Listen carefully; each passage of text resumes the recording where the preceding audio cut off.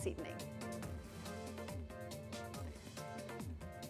First up, Indian student battles for life alone in the US. Hospital says it is yet to hear from the family's visa issue that continues as it waits for an emergency US visa. NDTV Impact is such that the family has finally got a visa interview for tomorrow after 2 weeks of waiting.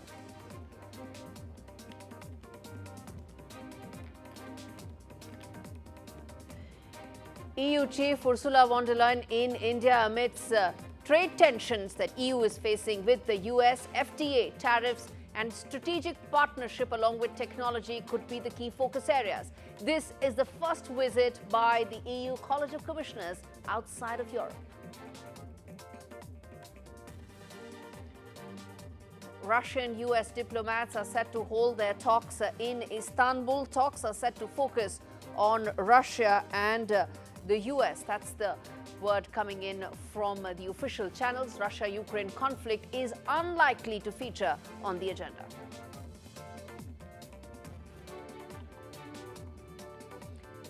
Bangladesh students that led the uprising on 5th of August are set to launch their own political party. Bangladesh student leaders are set to launch their party tomorrow. They say that ideologies of current parties do not represent the people.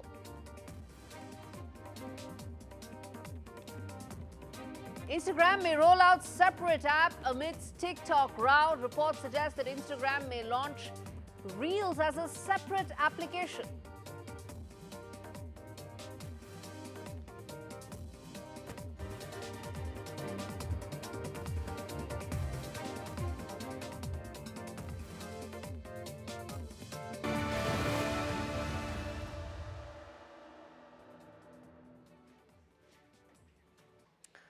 The big story that we are focusing on, India Global, is a very tragic story that's unfolding for the family of Nilam Shinde and for herself as well. A 35-year-old woman from Maharashtra, Satara district. She's currently battling for her life in a hospital in California after she suffered critical injuries in a road accident. Ms. Shinde, who's a fourth-year student at California State University, is currently in a coma, and her family has been seeking the center's help to get an emergency visa to the US as doctors need permission from her blood relatives to operate on her. Remember, it's been almost a fortnight that her father has been battling the red tapeism that is now pretty much the hallmark when it comes to trying to get an emergency visa.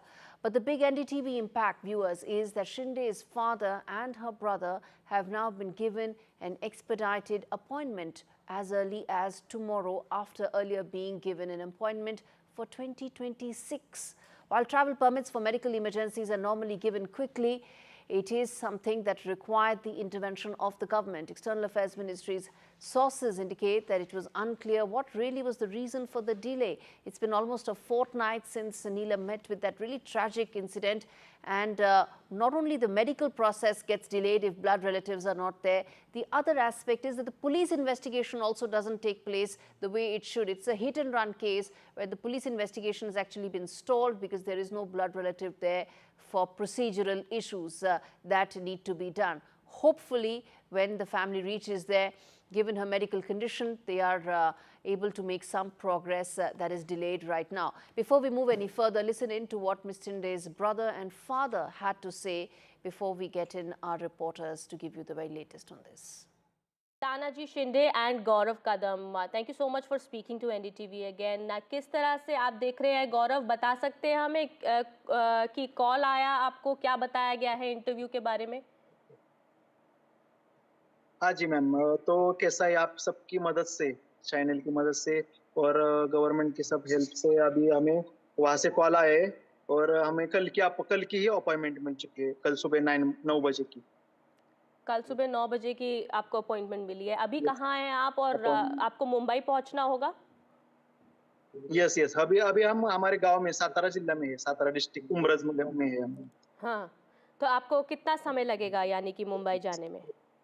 यहाँ से 5 घंटा लगता है ma'am, 5 घंटा लगता है, तो आज ही हम निकल जाएंगे मुंबई के लिए। आपको किसका फोन आया था? क्या मिनिस्ट्री ऑफ एक्सटर्नल अफेयर्स से आपको आया है फोन?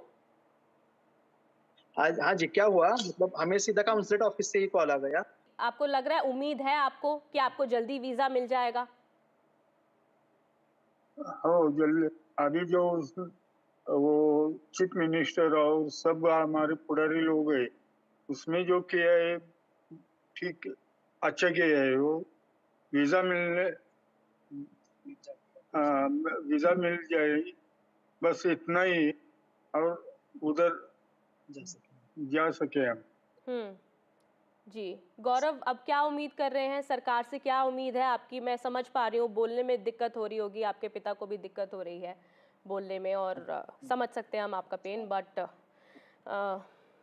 क्या उम्मीद है आपको सरकार से? अब क्या करना चाहिए? अभी उम्मीद वही है कि ये जो अभी हाँ ये जो वीजा की प्रोसेस चल रही है, हमारा इंटरव्यू होगा वो हो जाए सही से, और हमें जल्द से जल्द, जितना जल्द से जल्द हम यहाँ से उड़ान भर सके वहाँ जाने के लिए वो हो जाए, और ये इसमें हमारी गवर्नमेंट हेल्प करे, ये हम अभी चाहते हैं। नीलम नीलम को जल्दी वापस लाना चाहते हैं आप? हाँ जी, हाँ जी। और उसको भी मतलब वो भी क्या हो रहा है, 2-3 दिन से उसका भी थोड़ा सा वो प्रूव हो रहा है, वो मतलब ट्रीटमेंट को हेल्प कर रही है, मतलब ट्रीटमेंट को अच्छी तरीके से मतलब कर पा रही है। हाँ, उसको हो रहा है, क्या बोलते हैं, ट्रीटमेंट हो रही है सही से, ट्रीटमेंट और ठीक से। प्रोग्रेस हो रहा है उसका, ऐसा है जी। डॉक्टर के मुताबिक। तो हाँ जी। तो और मुझे स्पेशली थैंक आपका चैनल का भी करना है मैडम, जी, और चैनल की, आपके चैनल की नहीं, वजह से भी मतलब बहुत ज्यादा हेल्प हुआ हम वहां तक पहुंचने के लिए, सब लोगों की तरफ, नहीं, मतलब गवर्नमेंट की तरफ हो या जी, सब उसके। बिल्कुल नहीं, आपको वो सब नहीं, कोई आपको ये कहने की ज़रूरत नहीं, पर ये हमारा ड्यूटी बनती है, हमारी फ़र्ज़ बनती है कि हम अगर इस तरह की हमारे देश का कोई बच्चा या कोई युवक या युवती इस तरह की स्थिति में है और बाहर कोई फंसा हुआ है, तो हमारी ये ड्यूटी बनती है कि हम उस खबर को दिखाएं और आपकी मदद करें, और हम चाहते हैं जल्दी से जल्दी नीलम ठीक हो जाए, नीलम वापस भी आए। आप दोनों जाने वाले हैं यानी कि अब इंटरव्यू के लिए? हाँ जी, हाँ जी मैम, हम दोनों ही जाने वाले। अच्छा, और अंकल भी हैं? क्या अंकल ने भी किस तरह से बातचीत की है, कुछ सहायता की है? यस यस यस यस, किए है उन्होंने भी, बहुत ज्यादा सहायता की है सब चीज में। अच्छा, ठीक है। आपके पिता कुछ कहना चाहेंगे इस बारे में? अब आगे क्या होना चाहिए सरकार की तरफ से? किस तरह से जो है मैटर को अब आगे ले जाना चाहिए? वीजा पास होना चाहिए और हमको अमेरिका जल्दी जाने का, बस नीलम को इतना ही। आप चाहते हैं नीलम नीलू जल्दी से वापस? आप नीलम के पास वहीं रुकेंगे या जैसे ही नीलम ठीक हो जाएगी उसे वापस लेकर आ जाएंगे? नहीं, वही थोड़ा दिन वही रुकेंगे, जी, बाद में हम वो अभी थोड़े जी, इमोशनल आप हो गए इमोशनल हो थोड़ा रहे हैं, सा। ठीक है, समझ रहे हैं। नीलम जल्दी ठीक हो जाएगी, सबकी उम्मीदें उसके साथ हैं, और हम भी यही प्रे कर रहे हैं कि जल्दी से जल्दी नीलम ठीक हो और नीलम वापस आ जाए।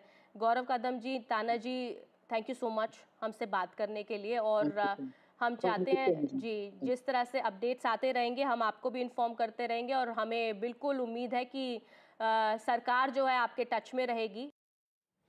Okay, so this was a conversation that my colleague Kitty had earlier with the family, and you heard how they were almost speechless in terms of limited options that they have. Let's get in Anuj joining me live on the broadcast, my colleague from Mumbai, to give us a sense of how things look right now. Anuj, you've been speaking to the family, you've also been speaking to the government there, which has also now tried its best to expedite the case. Talk to us about what they're going through, given the matter being so sensitive.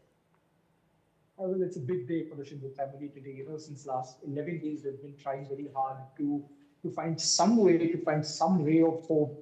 As far as this entire visa hurdle is concerned, it almost seemed to the family that they could never find a way out, considering that they were being told by the US consulate that they will have to wait for 2026 as far as their slot is concerned. On a daily basis, there was a parley that was happening between a family member and a representative from the customer care from the US consulate, from where they would only get one template answer, and that is for them to wait, as there would be no exception that was going to be made, even if it was a medical emergency, because all of these exceptions are only made once you apply for or once you appear for your slot. And the slot in this case was only made available in 2026. So they at least had to wait for 2026 for the further progress. But considering the kind of case that the Shinde family found themselves in, they simply couldn't really afford to wait for that long. On the 16th of February itself, they've gotten to know that their daughter is in a very, very critical condition.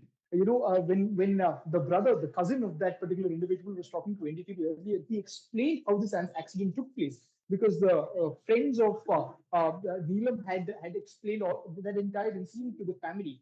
Where a 120 kmph speeding car hit into this woman and which left her legs and fractured. It also gave very severe injuries to her chest and brain, which made her slip into a coma, which is a very, very serious condition. The medical authorities there got in touch with the family and asked them to be present there in the hospital as soon as possible, as it would be important for them as well, for medical purposes and for emotional purposes of the patient as well.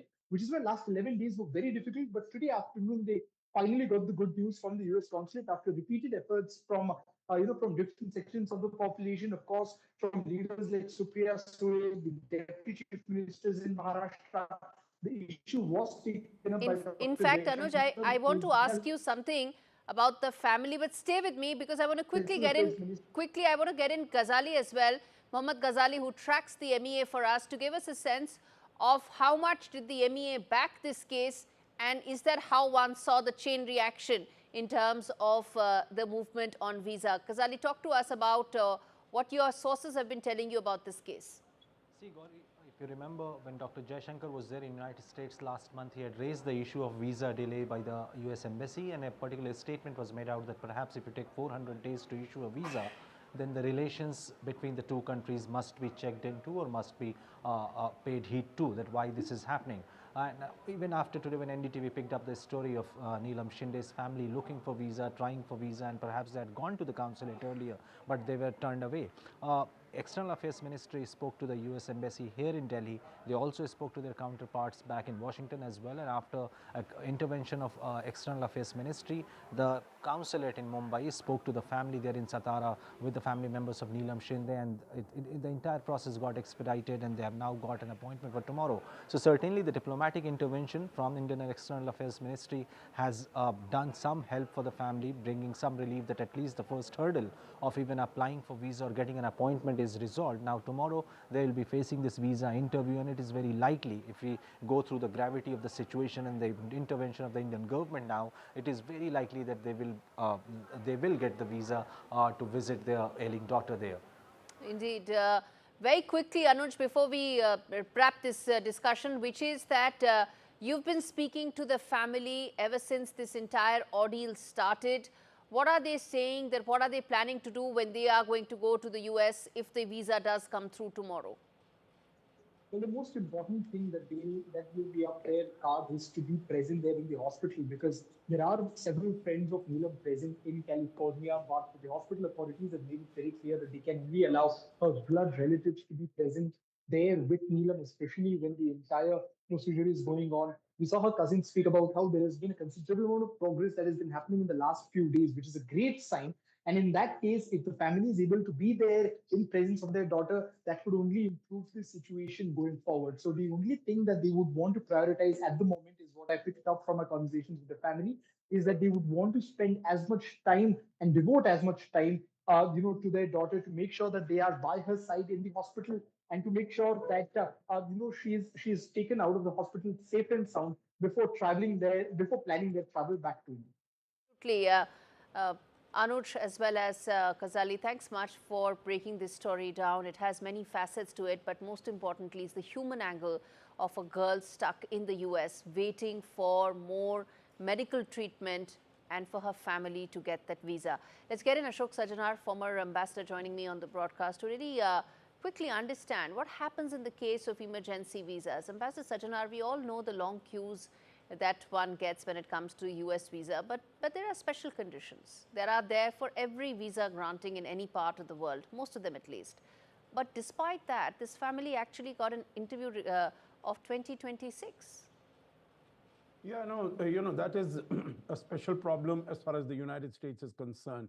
Your correspondent was just telling you that on the 21st of January, that's last month, when Dr. Jaishankar had a meeting with the new US Secretary of State, Marco Rubio. He told him that, this 400-day long delay that takes place in getting an appointment, that does not serve the bilateral relations well. And we are supposed to have,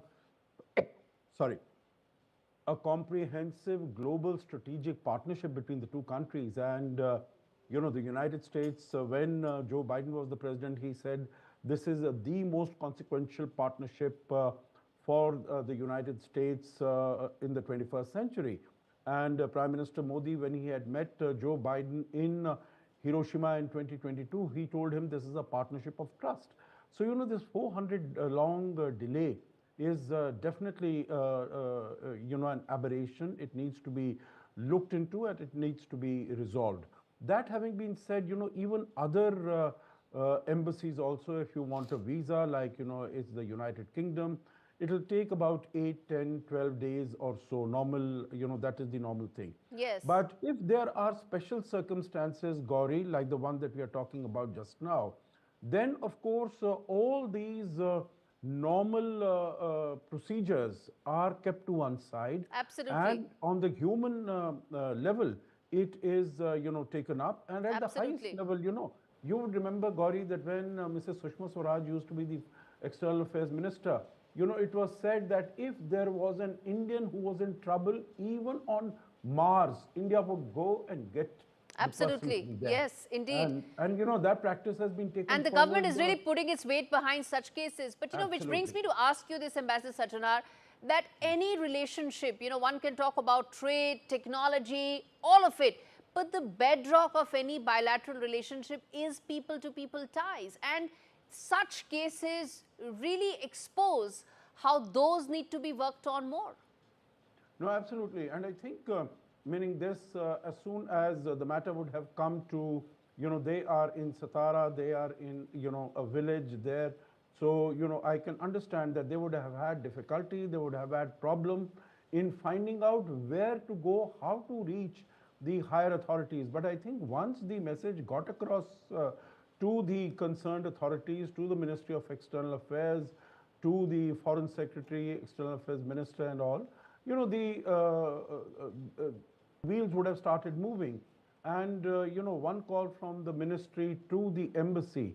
And of course, they would be very responsive to any request that comes from the ministry, because as it is, these are the very strong links and relations between the ministry and the embassy, like it would be also in Washington, D.C., when, our embassy there is concerned, and the State Department and the government of the United States. So any request coming from them, that is acted upon post haste, very quickly, without any delay. And I think that is what seems to have happened this time also, the call coming in. Of course, there has been this long delay from the 16th of February when they came to know, and they would have made up their mind till today, 26th, 27th. It would have been a harrowing 10 days for the family. Absolutely. And, NDTV has been taking this case up, and we'll follow this through. Kudos to you, Gauri. Kudos to you and your colleagues for having taken it up at, so very proactively and so very strongly. And I think that has also played its own part, because, you have been able to bring it to the notice and attention of the people of the nation as such, and that I'm sure, as far as the ministry is concerned, it would have reached them also. Absolutely. We leave it there. Ambassador Satyanar, always a pleasure to have you on the show. Thank you very much. And on that note, we slip into a very quick breather. We come back with more news on the other side. Stay with us.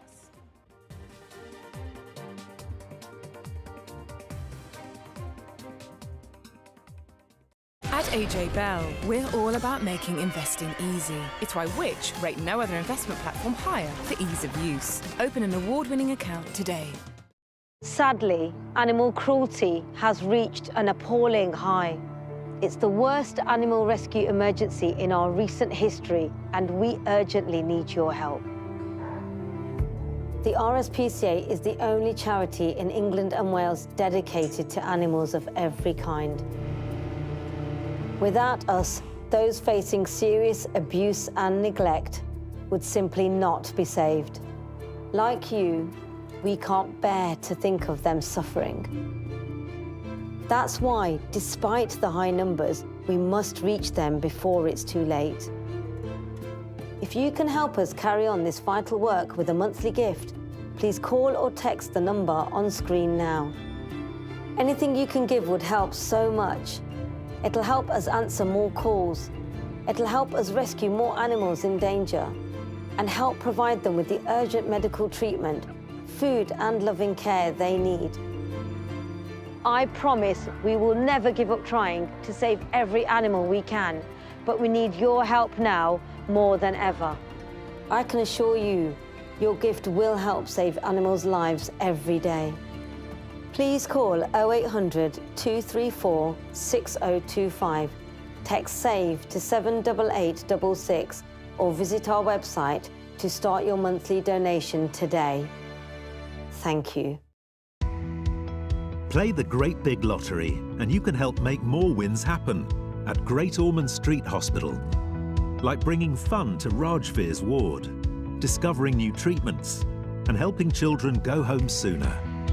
Just call 0800 472 5774 or search Gosh Lottery to start playing for just £1. There's up to £10,000 up for grabs in our annual Super Draw, plus a £1,000 jackpot every week, and many more great cash prizes. So call or go online now for a chance to win big prizes and make more wins happen. From interesting tech startups to industry-leading companies, politics, sports, culture, curry, cricket. Oh, there's so much to talk about. Like me, if you too thrive on interesting conversations, this is a show you cannot miss. Watch this space to know more about all matters and all people that make Britain what it is today. Out of Britain, with me, Radhika Iyer.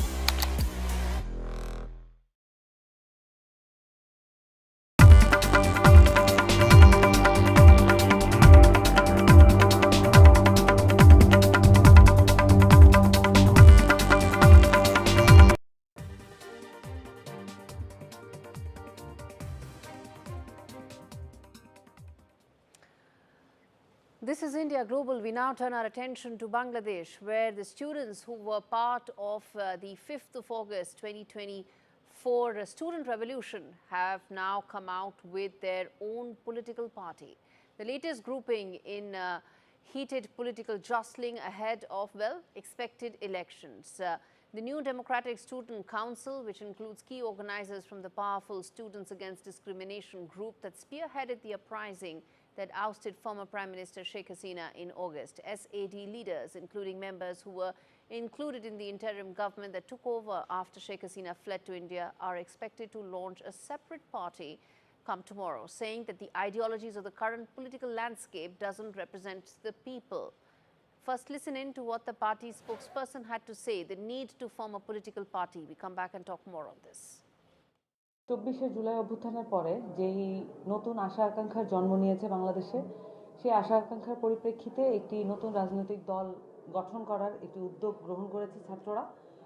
এই রাজনৈতিক দলের সাথে বিদ্যমান যে রাজনৈতিক দলগুলো আছে তাদের যে পার্থক্য, সেই পার্থক্য যদি আমরা বুঝতে চেষ্টা করি তাহলে আমরা দেখব যে অভ্যুত্থানের সময়কার সকল রাজনৈতিক মত পার্থক্য ডিমিনিশ হয়ে গিয়েছিল এবং এই মতপার্থক্যহীন যে আমাদের ইউনিফিকেশন ঘটেছিল পুরো জাতিগতভাবে, এই ইউনিফিকেশন থেকে ছাত্ররা একটি রিয়েলাইজেশনে পৌঁছেছে এবং জনতার পক্ষ থেকে আমরাও একটি রিয়েলাইজেশনে পৌঁছেছি যে এখানে ভাবাদর্শিক এবং মতাদর্শিক যত ধরনের আইডিওলজি আছে, এই আইডিওলজি ভিত্তিক কোনো পলিটিক্যাল পার্টি দেশের সমস্ত জনগণকে একত্র করতে পারে না।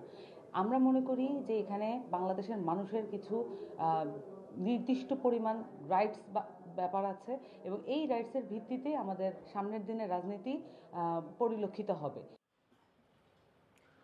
Okay, Saurabh Gupta joins me live from Kolkata to give us a sense of why this political outfit had to be formed. Well, Saurabh, we have no idea when those elections will take place, but what we do know now is there's going to be another political outfit that wants a slice of political power as and when it shifts. Absolutely, and this, of course, is a political party that's largely being fronted by the students' movement. That, of course, was responsible for the overthrowing of the Awami League government led by former Prime Minister of Bangladesh, Sheikh Hasina.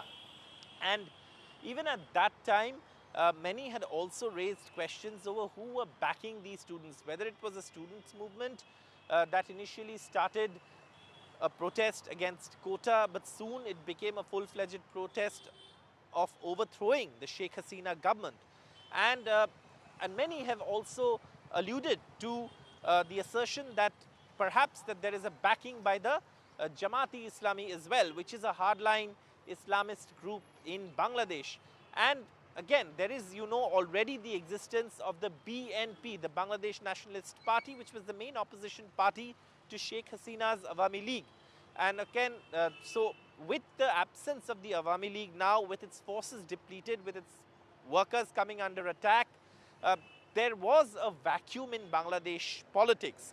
And that is something that perhaps the student movement or the students, leaders are trying to fill. But that concern that was there of who is backing it and whether, that it is some other political force that's backing it, that concern is still very much there, according to political observers. Indeed, Saurabh, what one can say is that the political landscape in Bangladesh is getting more uncertain, more fluid as we go along. Thanks much for speaking to me and taking out the time to join me on the show today. On that note, a quick break. On the other side, we talk more about the EU-India relationship. Remember, it is the EU that is here with the president along with the 21-member delegation for the first time outside Europe. What can we expect? We come back and decode that for you.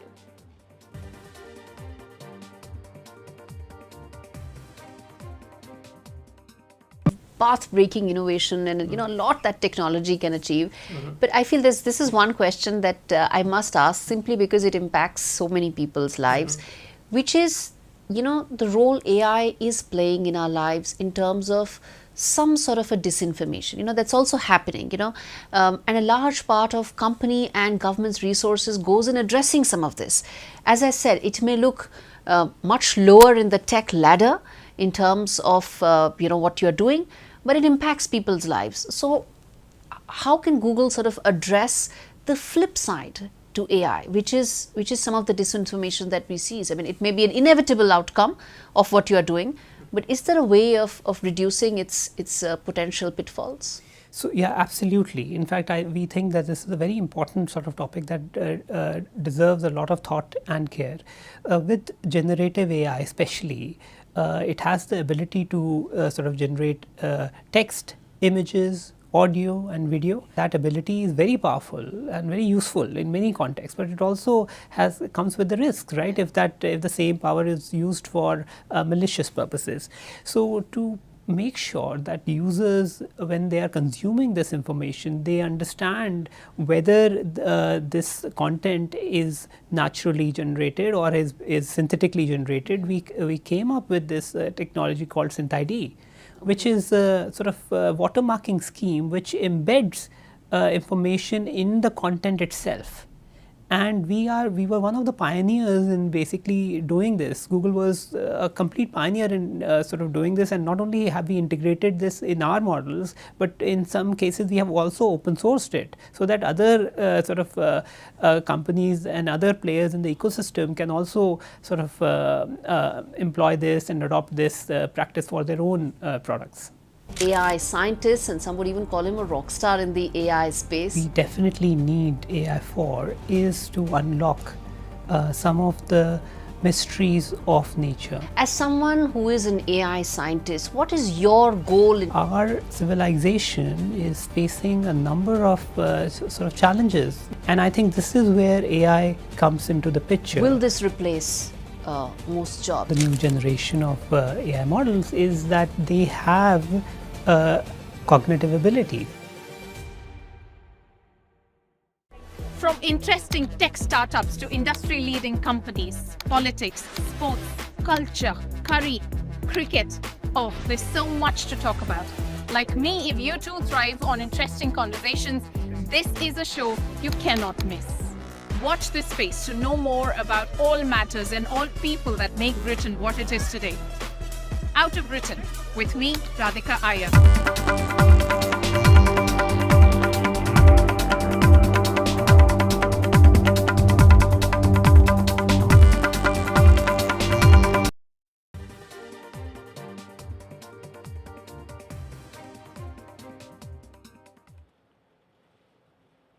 Welcome back. You're watching India Global.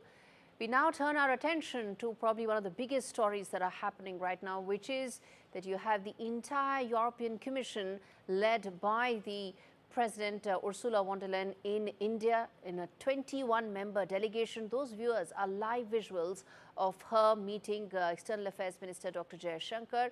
She is in India along with her entire commission to try and thrash out a trade deal between India and the EU. The College of Commissioners haven't traveled outside of Europe. This is a first. It comes at a time, on a day, frankly, when the US has imposed 25% tariffs on the EU. It also comes at a time when many within the EU are saying that the European Union needs to focus more on growth rather than regulation. So what will be the contours of a possible trade deal between India and EU is something that we'll keep a close watch on. Along with that, will there be greater alignment in terms of areas related to defense, areas related to broader policy towards the Indo-Pacific? Will there be greater alignment on areas related to technology? All that is something that we will keep a very close watch for you. Let's quickly now get in my colleague Babat Ghazali, who's joining me live and keeping a close watch on this meeting. Talk to us, Ghazali, about what is likely to happen in this meeting.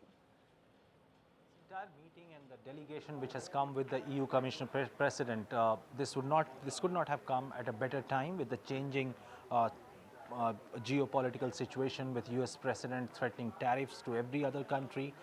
It's changing its stance on the Ukraine-Russia war. EU perhaps feels it's more in isolation, and that is why it is looking for more reliable partner.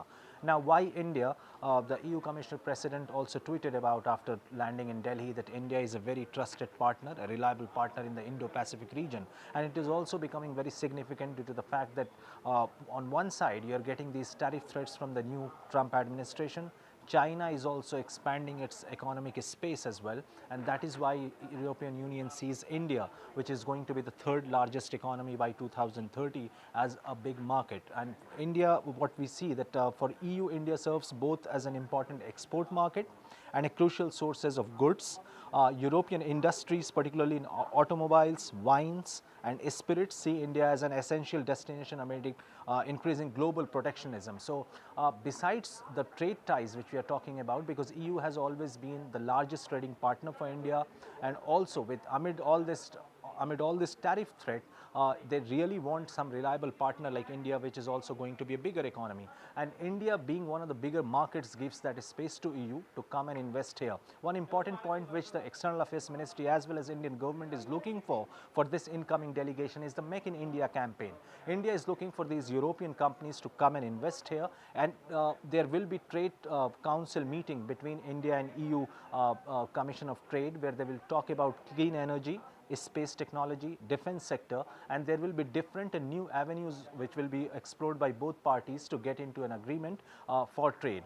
As far as investment is concerned, it was spoken to a senior EU official also whether there will be any announcement of investment. So they told that this entire delegation actually designs a framework for investment, but they will not announce any investment immediately. But after meeting different ministries, perhaps later EU can announce some investment proposal as well. Absolutely. In fact, Ghazali, you also spoke a short while back with the representatives of Belgium. Let's play that conversation out. So I'm joined here by the ambassador of Belgium, and we are going to talk about the big Belgian economic mission which is visiting India. Thanks for speaking to NDTV, sir.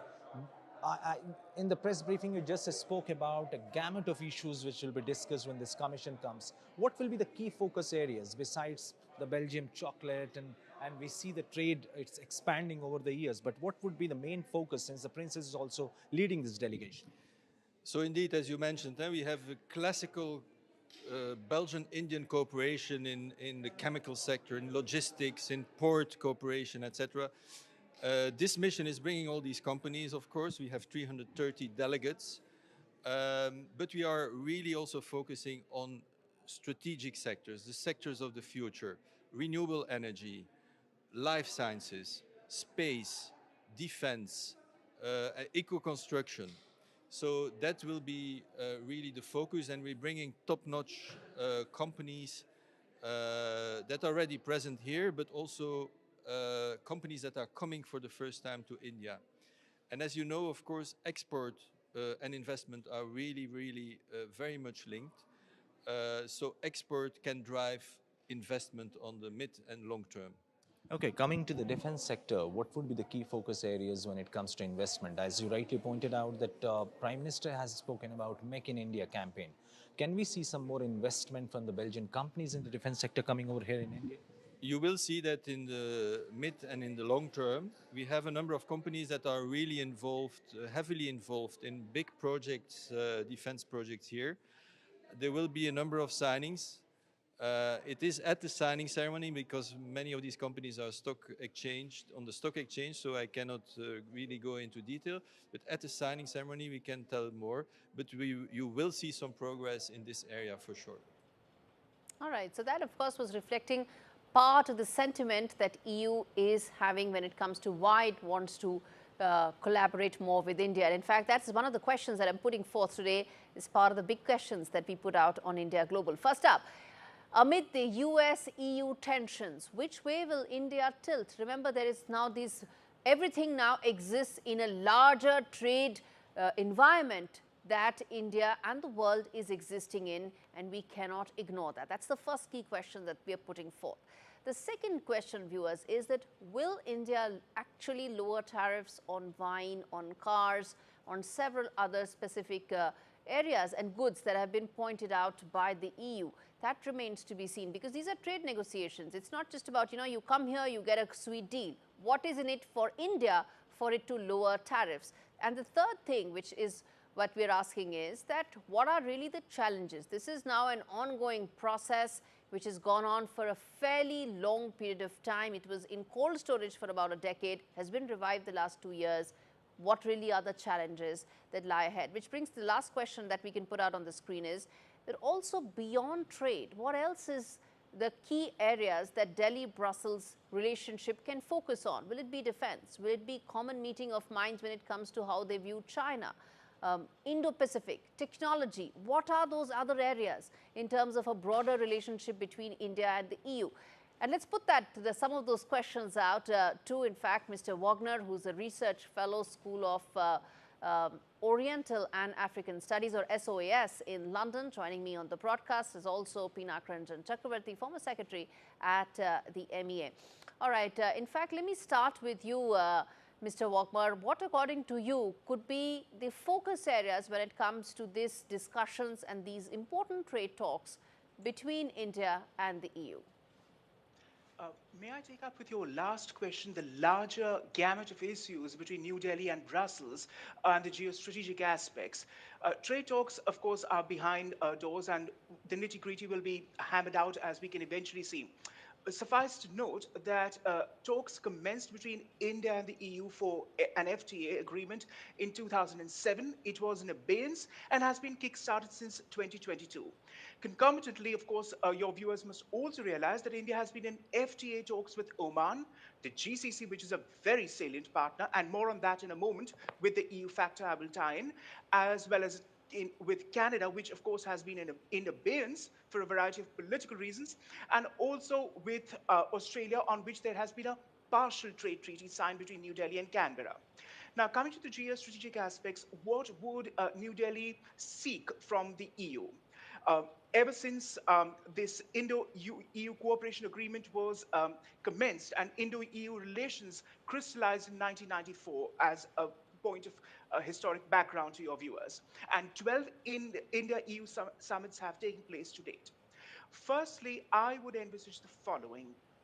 India will press the EU for reform at the UN Security Council and a permanent seat. Secondly, also both share the anti-terrorism agenda and foreseeing what would materialize at the UN, namely a comprehensive convention on terrorism, hybrid warfare, and strategic threats that they both face. And speaking of threats, of course, as far as the EU and European theater is concerned, it is Putin's Russia, Right. on which, of course, India does not necessarily see. But, of course, this has to be pointed out that the Europeans do realize India, due to its own so-called strategic considerations, Yes. has a robust trade relation with Russia, and it has not necessarily affected EU policies and investments so far in India. And finally, you must note that India and the European Union both are IMEC founding partners, which was conceived in September Indeed. 2023, the Indo-Middle East European corridor, which Yes. runs from Navasheva, Vashi, New Bombay to Marseille via Haifa and Rome, along other corridors Indeed. to Abu Dhabi and Dammam. So India is keen on that aspect, Gauri, for the simple reason Absolutely. that Hold your this thought there, sir. Hold your north-south thought there. I'm corridor- going to come back. I know that's an important aspect, and I'm going to deal with IMEC in just a bit. But let me quickly now get in also Mr. Chakravarti on this, which is the nitty-gritties. We spoke about the big picture in terms of the India-EU relationship, but Mr. Chakravarti, it also comes down to the trade relationship, doesn't it? Because it comes at a time when there's so much of uncertainty around the world, given how America is now revisiting all trade relationships. Well, we must understand why this geopolitical moment has occurred. And that is because, obviously, because what Trump is trying to do, which is like unraveling the WTO, the World Trade Organization, which had set the rules and the agenda for international trade for several decades now. And this factor of unraveling the WTO began actually earlier than Trump, because the American administration before him, even during the other three presidents, Democratic presidents, were putting roadblocks in various issues in WTO, like the dispute settlement mechanism, for example, where countries take their disputes and then accept the verdict of that mechanism, the settlement mechanism. So we have been watching this, and Trump has of course come and speeded up the process in the sense that he's added various other things like reciprocal tariffs and things. So this is the reason why the other major trading partners, EU and India particularly, EU is India's largest trading partner, are now naturally reaching out to each other, and there is some urgency in trying to find other arrangements that can help them continue their trading relationship and increase investment and other aspects, not just trade and economy, but defense, technology, movement of skilled people and all that. So this is why it is happening now. It has received a boost because of what Trump is doing. Absolutely. Mr. Chakravarti, then let me ask you this as a follow-up before I get into the other speaker as well. In terms of, you pointed out that it's not just about trade talks, it's also about big ticket investments that India wants to attract, the EU also wants to attract. Where do you see the alignment on these areas actually being, the focus areas, the focus sectors that could be? Look, Europe and India have had a long years of engagement in terms of trade and industry. Now, let's take the Make in India, the plan of the Indian government. Now, it is not make everything in India. It is basically make things in India with inputs, supply chains that cover Europe as well, or any other country. So I think those are some of the areas where the European companies can come in. And if Trump has threatened to put 25% tariff, increase 25% tariff on European products. Now that will really, hurt the Europeans. And the Europeans, when they put 25% reciprocal tariff, which they have threatened to do, will again, basically drive their trade into a decline. So where will they go? India is the largest market, the largest country, the fastest growing economy. And then there is the strategic aspect of it, which is the Indo-Pacific. Now the Europeans are also worried about China, how China is cornering all the trade. China has 35% manufacturing capacity in the world today. And how deal with China? We are also grappling with the same problem. And how to increase trade with China, because China is a controlled economy, and it's an authoritarian state which puts in lots of barriers on trade Indeed. with other countries. So I think these are some of the issues that they can discuss. Yes. And defense also is an area where we have had long-standing relations with France, Germany, UK, Italy, with some of the larger countries. Even Absolutely. other smaller countries like Austria. There are in terms of military hardware. And there again, they can collaborate because India wants to produce many of these items here, or at least partially produce, and source, various And address parts. some of its domestic needs and aspirations when it comes to defense manufacturing. Mr. Bagbar, then let me come back to the other issue, which was about IMEC, an issue and a project that the Prime Minister also referred to the last time he was in France earlier this month. He raised it with President Macron as well. How do you see that project now developing going forward, given that it impacts not just Indian interests, but also, of course, boosts European interests? Well, the IMEC, as I pointed out, conceived in September 2023, of which India, US, and the European Union are founding partners, besides, of course, the UAE and Saudi Arabia. And also, individually speaking, France, Italy, and Germany. And as you've correctly put on the map, it starts from New Bombay, Vashi, to Jebel Ali, but also to Khalifa Port in next door Abu Dhabi, besides Dubai, all the way to Haifa in Israel, Piraeus in Greece. Rome has also to be shown on the map, which has not been done, and finally Marseille. Now, that holds immense promise and import because it is a counter-narrative to the Belt and Road investment, which has been put out in recent years.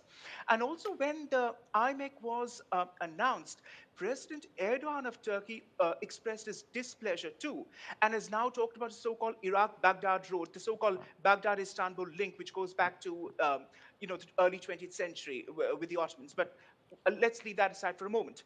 The point is, this will be of considerable signification to India for two reasons.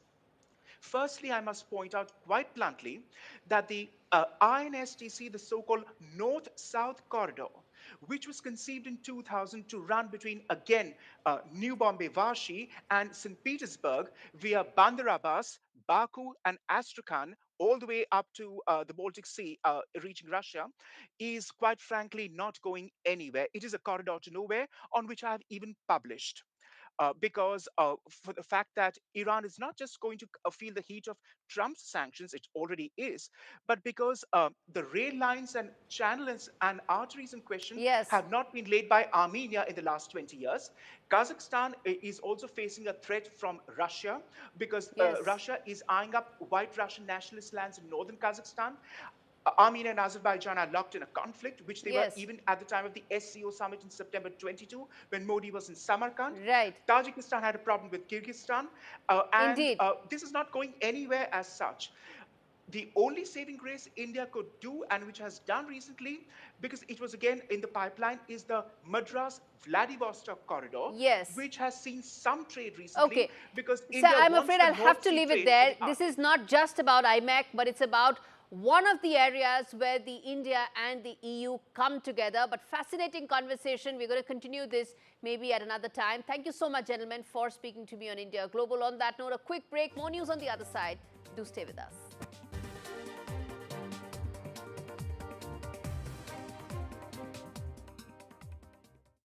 Sitting quietly while your car is made all shiny. Downtime can be just fine too. Ready meal is piping hot, waterproof on the loo. Just enjoy your back tattoo. Tea break, face break, maybe even watch the ad break. Sometimes it's not time for some tombola, right? It's enjoying lasagna time, chilling with a book time, or time to visit your nan time. Put the phone down. Years ago, we used to just fall asleep with a face full of makeup. Number 7 Future Renew Damage Reversal Serum with a world-first peptide technology, exclusive to Number 7. Clinically proven to reverse visible signs of skin damage. Save £10 on Number 7 Future Renew, available at Boots. Sign up and start saving with Quidco today.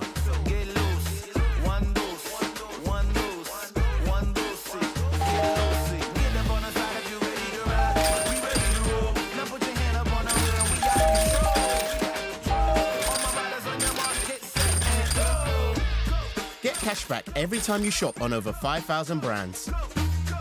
It always pays to Quidco.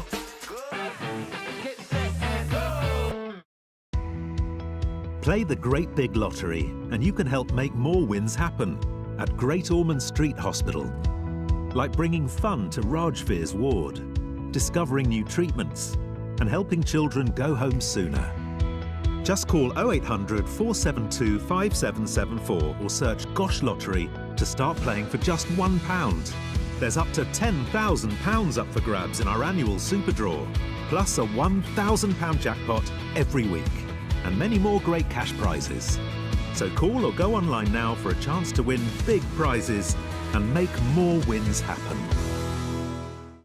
I like making sure I've got all the right tools for the job. And now that I'm 50, that means looking after the life I've built, protecting my lot if anything happened to me. That's why I decided to learn more about over 50s life insurance from Cover Today. They're the only over 50s life insurer with no waiting period, unlike other insurers who could make you wait up to 2 years for full cover. With Cover Today, you're fully covered from day one. And you're covered for the whole of your life. Plus, unlike other things in life, the price never goes up. Learning more couldn't be simpler. Go online or talk to their friendly UK team in just one phone call. Cover Today are the only over 50s life insurer with no waiting period and no annoying trips to the doctors either. Plus, you get your choice of a £125 gift card. Cover Today has given me genuine peace of mind. And now that's done, I can get on with something much more interesting. To find out more about Cover Today, call our friendly UK team on 0808 143 4733 or visit covertoday.co.uk.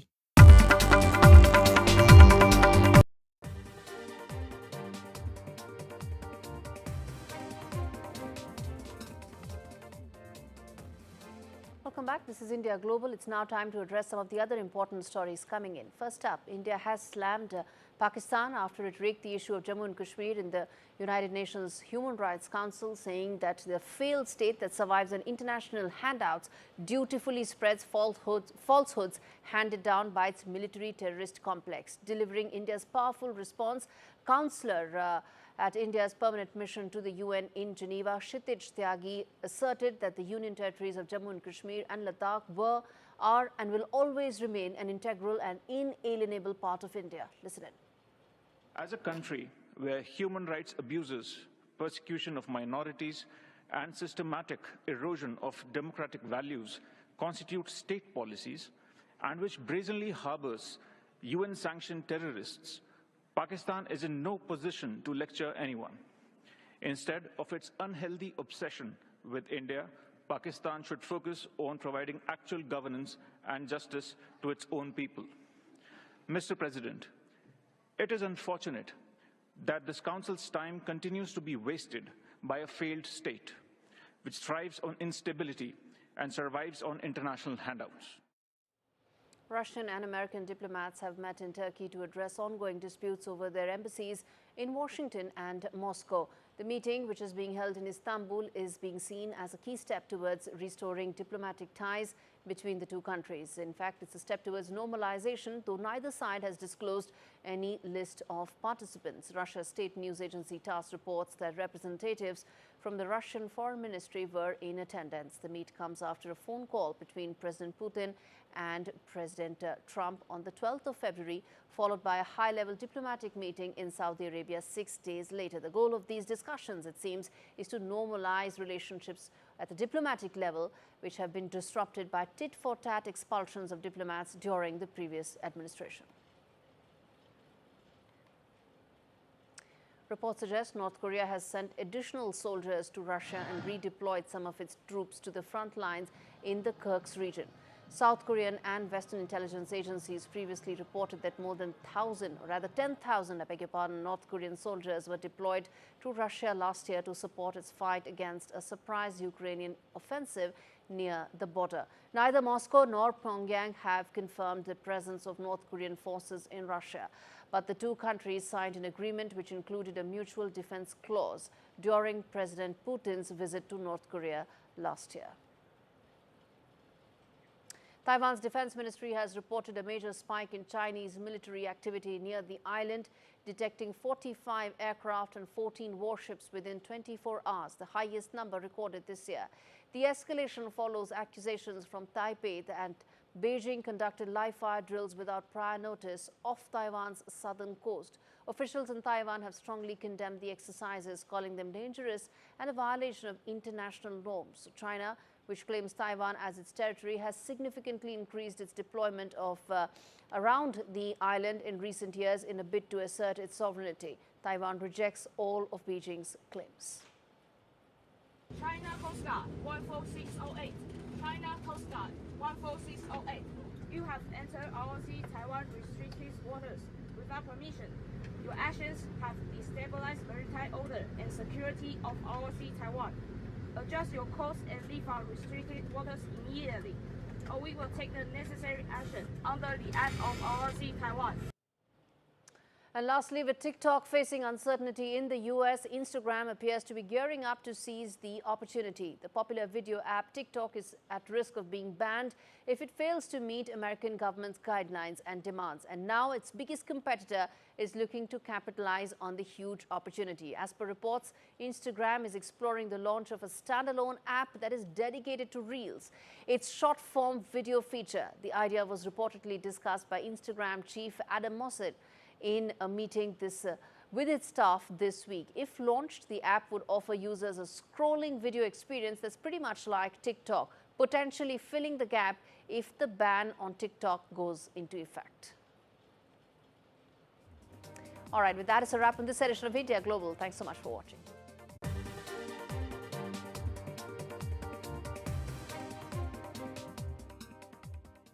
With retirement round the corner, I want to spend more time with my family and less time worrying about the numbers. Which reminds me. Welcome to British Seniors, the UK's #1 rated provider of over 50s life insurance. Hi, I'd like a quick quote. No problem. We're proud to offer our seniors lifetime guarantee. With 100% of claims having been paid, we guarantee your premiums will never go up and that you'll speak to one of our specialists in the UK. UK residents aged 50 to 80 are guaranteed to be accepted. Depending on your age, your loved ones can get a cash payout up to £10,000. And that money could help with funeral costs or even as a gift for the grandkids. I'll do it. Plus, when you sign up, you'll receive a £135 gift card and free 24/7 GP advice and health services. You got them all right. That's amazing. Be proud to protect your loved ones with British Seniors. To get a free quote today, call our UK team on 0800 977 5808 or visit britishseniors.co.uk. You know, the toughest part of the whole grief, I'll never forget, is when Nan turned to me one time. And she goes, "John, I don't know what's happening to me." Those weeks that he came in, with the 3 weeks that I could be his little girl again, nothing I can do will repay Marie Curie for doing that for. The amazing gift that they gave me was I was there at his last breath. He was there for my first. In the calls, they just listen. She just said, "John, just speak." Although people don't like to talk about it, but we're getting older, it has to be done. You start to think about, well, what would I do? Where would I want to leave things? I will give everything back that I can to the hospice that gave me so much, not only in my name, but in Dad's name. Who do I give my assets to? Didn't realise you had a choice. Give better end-of-life care to all. Get your free will guide today. I'll fix him, love. Poor pet. Just shows you never know what's going to happen. Which reminds me, I need to protect the life we've built. That's why I'm looking into smart family life insurance. Hi, I'd like a quick quote, please. OK. You can choose a benefit amount up to £750,000, depending on your age.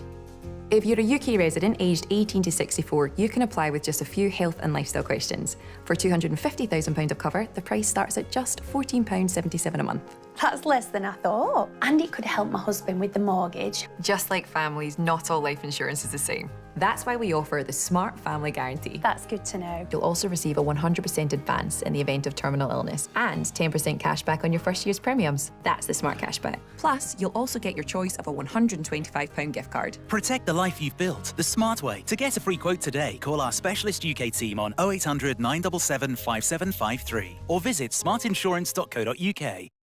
Amit Shah's comments yesterday. But first, let's take you through the headlines we're tracking this hour. An NDTV Impact as the US Embassy grants a visa interview to the family of Indian student Nilam, who is in coma in the US. Family thanks NDTV for the support and highlight of their plight.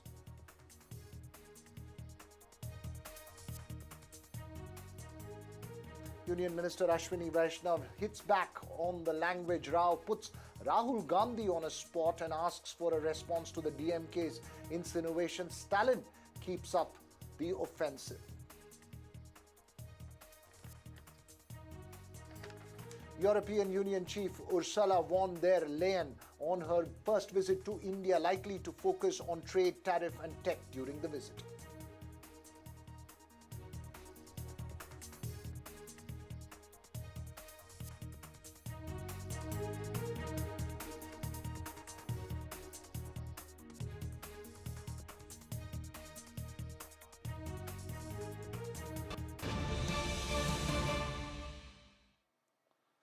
First up, a quick update on that language row. Union Minister Ashwini Vaishnav has hit back as DMK chief MK Stalin and has also put Rahul Gandhi on a spot, asking him to take a stand on the issue. In a post, he said that it will be interesting to know what leader of opposition at Rahul Gandhi has to say on this controversy as an MP from a Hindi-speaking state. This is Ashwini Vaishnav's response to the DMK offensive against the centre on the NEP's three-language formula and accusations of imposition of Hindi. MK Stalin had even written a letter today stating his position and his party's position on the issue and questioning whether Hindi imposition, and because of the spread of Hindi, several other languages, even those in North India, have taken a backseat and have died out. The DMK on an offensive in Tamil Nadu, and Ashwini Vaishnav, Union Minister, hitting out at the DMK, saying that these protests are a garb for hiding over and tiding over governance issues. But the most important aspect, of course, asking the Congress and Rahul Gandhi to take a stand on that issue. That's our news update coming in at the moment. Let's moving on now to the special focus this evening on the continuing reactions to Home Minister Amit Shah's assurance in Tamil Nadu yesterday that southern states will not lose out in the delimitation process. After sharp reactions from the DMK left and Telangana Chief Minister Revanth Reddy, today Karnataka Chief Minister Satara in a statement said that Home Minister Shah's comments, quote-unquote, misleading and a deliberate attempt to undermine southern states.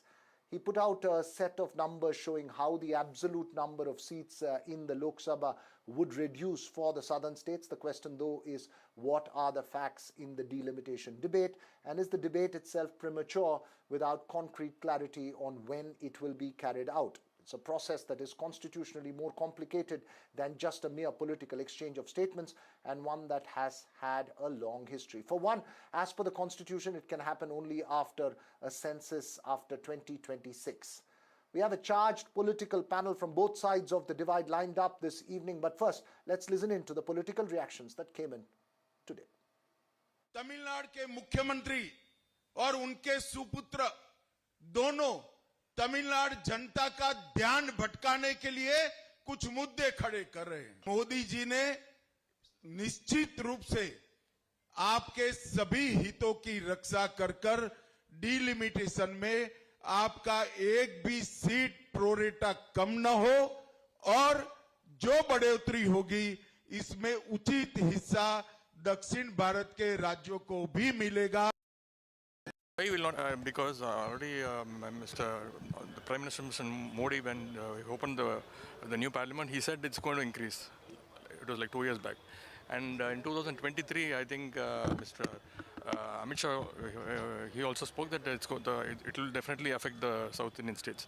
But now they are, since our leader, Tamil Nadu Chief Minister, has raised up the issue, they are changing the stand. We want them to confirm it. Tamil Nadu represents around in 543 seats, we represent around 39. Which is around 7.2%. Our only request here, a demand here is, if they're going to raise the numbers in the north states of India, Tamil Nadu will also request, we also demand an increase in the numbers.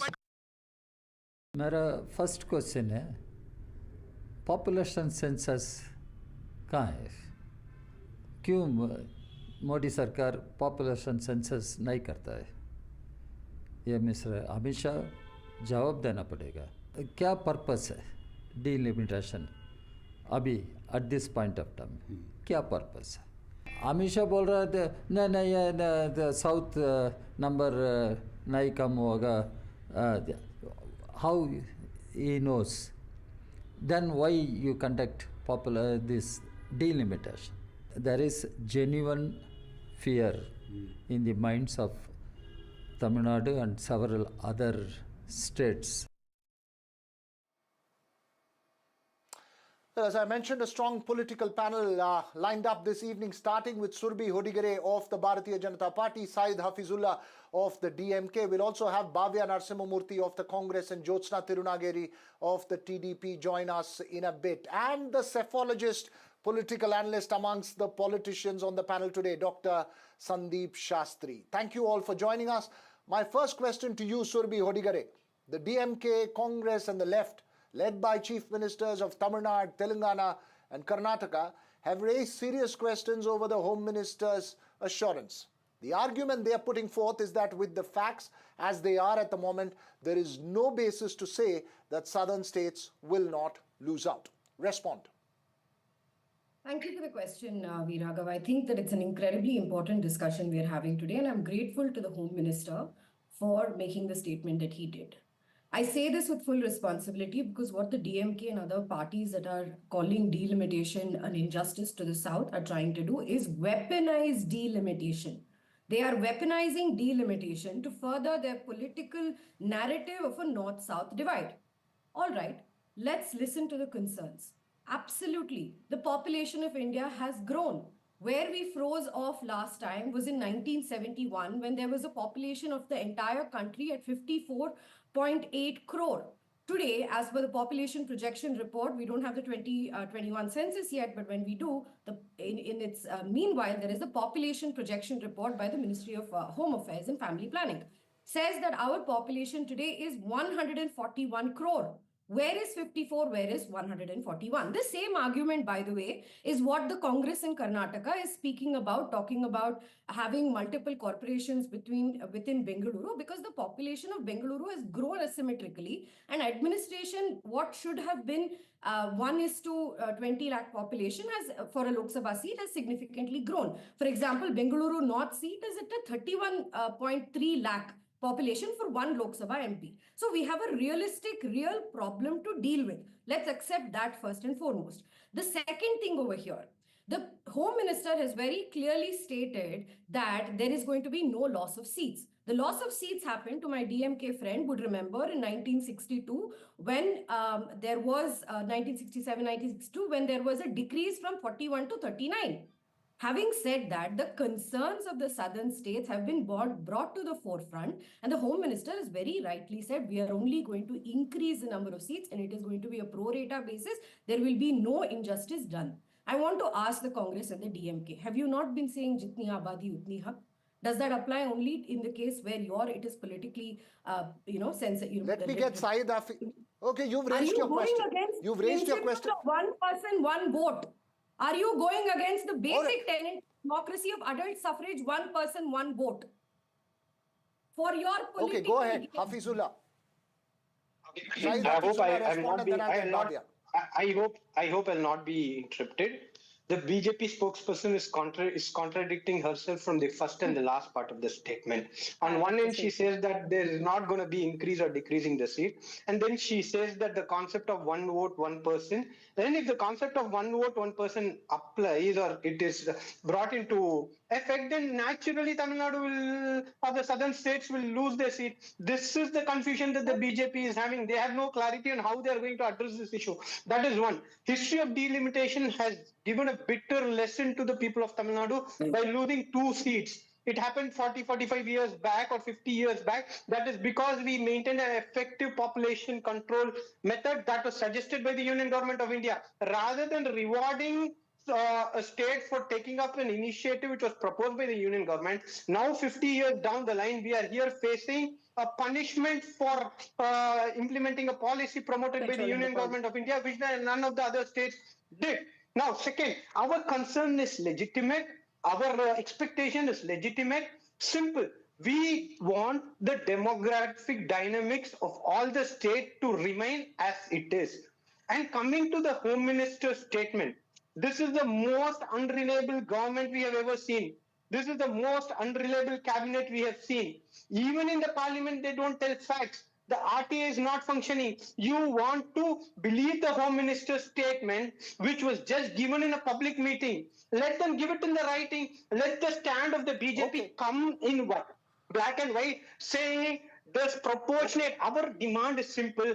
There should be proportionate increase in seats across all states. By example, a state of UP with 80 seats, if they get 40 increase to 120, then Tamil Nadu with 39 should get 60. This is the formula that we are expecting. Number of what? No, that is what I'm telling. Why BJP is confused. On one hand, they talk about pro rata, and when they turn to the far end of the speech, they say 1 vote, 1 person is against the principle. Why are you confused? This confusion is what making us anxious. Thank you. Syed, you made your point emphatically. Let me, before I get to the BJP again on this, Jyotsna Tirunageri, as an NDA ally, but a southern party, is this a matter of concern? Because we have heard statements from the TDP as well about population control. Is this a matter of concern, A? B, do you believe that it is time to have this debate concretely, given that there still seems to be no clarity over when this process will even play out? As constitutionally, it would have to happen only after a census after 2026. Where does the TDP stand on this issue? See, TDP from day one onwards, we have been saying that the population issue that we have raised is a more larger issue. I would say it time and again, because it's a more larger issue. It's just not limited to delimitation. It's just not limited to, the seats in the parliament or things like that. We have spoken about the economic development of our state, where we are standing, and what about the future of our younger generation. All those things that we spoke about when we spoke about the population control. And also the effects of it that have had an impact on the state of Andhra Pradesh. That was our concern. Now, coming to the present topic, Veera, I don't, in fact, I would say I'm a little bit surprised by the statements of the DMK spokesperson. Not that I'm an NDA ally, but I have certain concerns on it. I'll tell you why. Because this issue was raised by the Chief Minister of Tamil Nadu. On what basis has he raised this issue? Stating that we are going to be losing. That is the reason the Honorable Home Minister has given a clear indication, clear statement saying that, boss, you're not losing anything. There is an assurance from us to the Tamilians and also all the South Indians that we are not losing anything in the number of seats. Everything would be properly taken care of. Because you raised a question, we have given an answer. Now, coming back to the question of DMK, the question was raised by them because people asked questions on their government failure in the state of Tamil Nadu. So you see the circle there, Veera? It's nothing to do with delimitation. It's nothing to do with population. It's nothing to do with the development. It's nothing to do with anything. It's just because questions were raised on their inefficiency and on the misdeeds of that particular government. They in fact come back and say that no, we are losing seats. Okay. So our government at the center has given a clear indication that nobody is losing seats. And yes, again, in your introduction of my party and me, you have given very clearly, Veera, saying that though NDA ally, we are a southern state, yes, and also a very strong state which always has stood for the rights of southern part of India. We have already stood for. We always have stood for that. So definitely, if it requires, we have to be very vocal in our concerns in front of the central government. We would do that again because we are a part of it. All right. Okay. You're saying that you will take your concerns. If there are You're saying you will take the matter up with the center, but there is no point creating a ruckus. All three of you have made your points. Let me come to you, Bhavya Narasimha. If there are any concerns, let me put it very clearly again.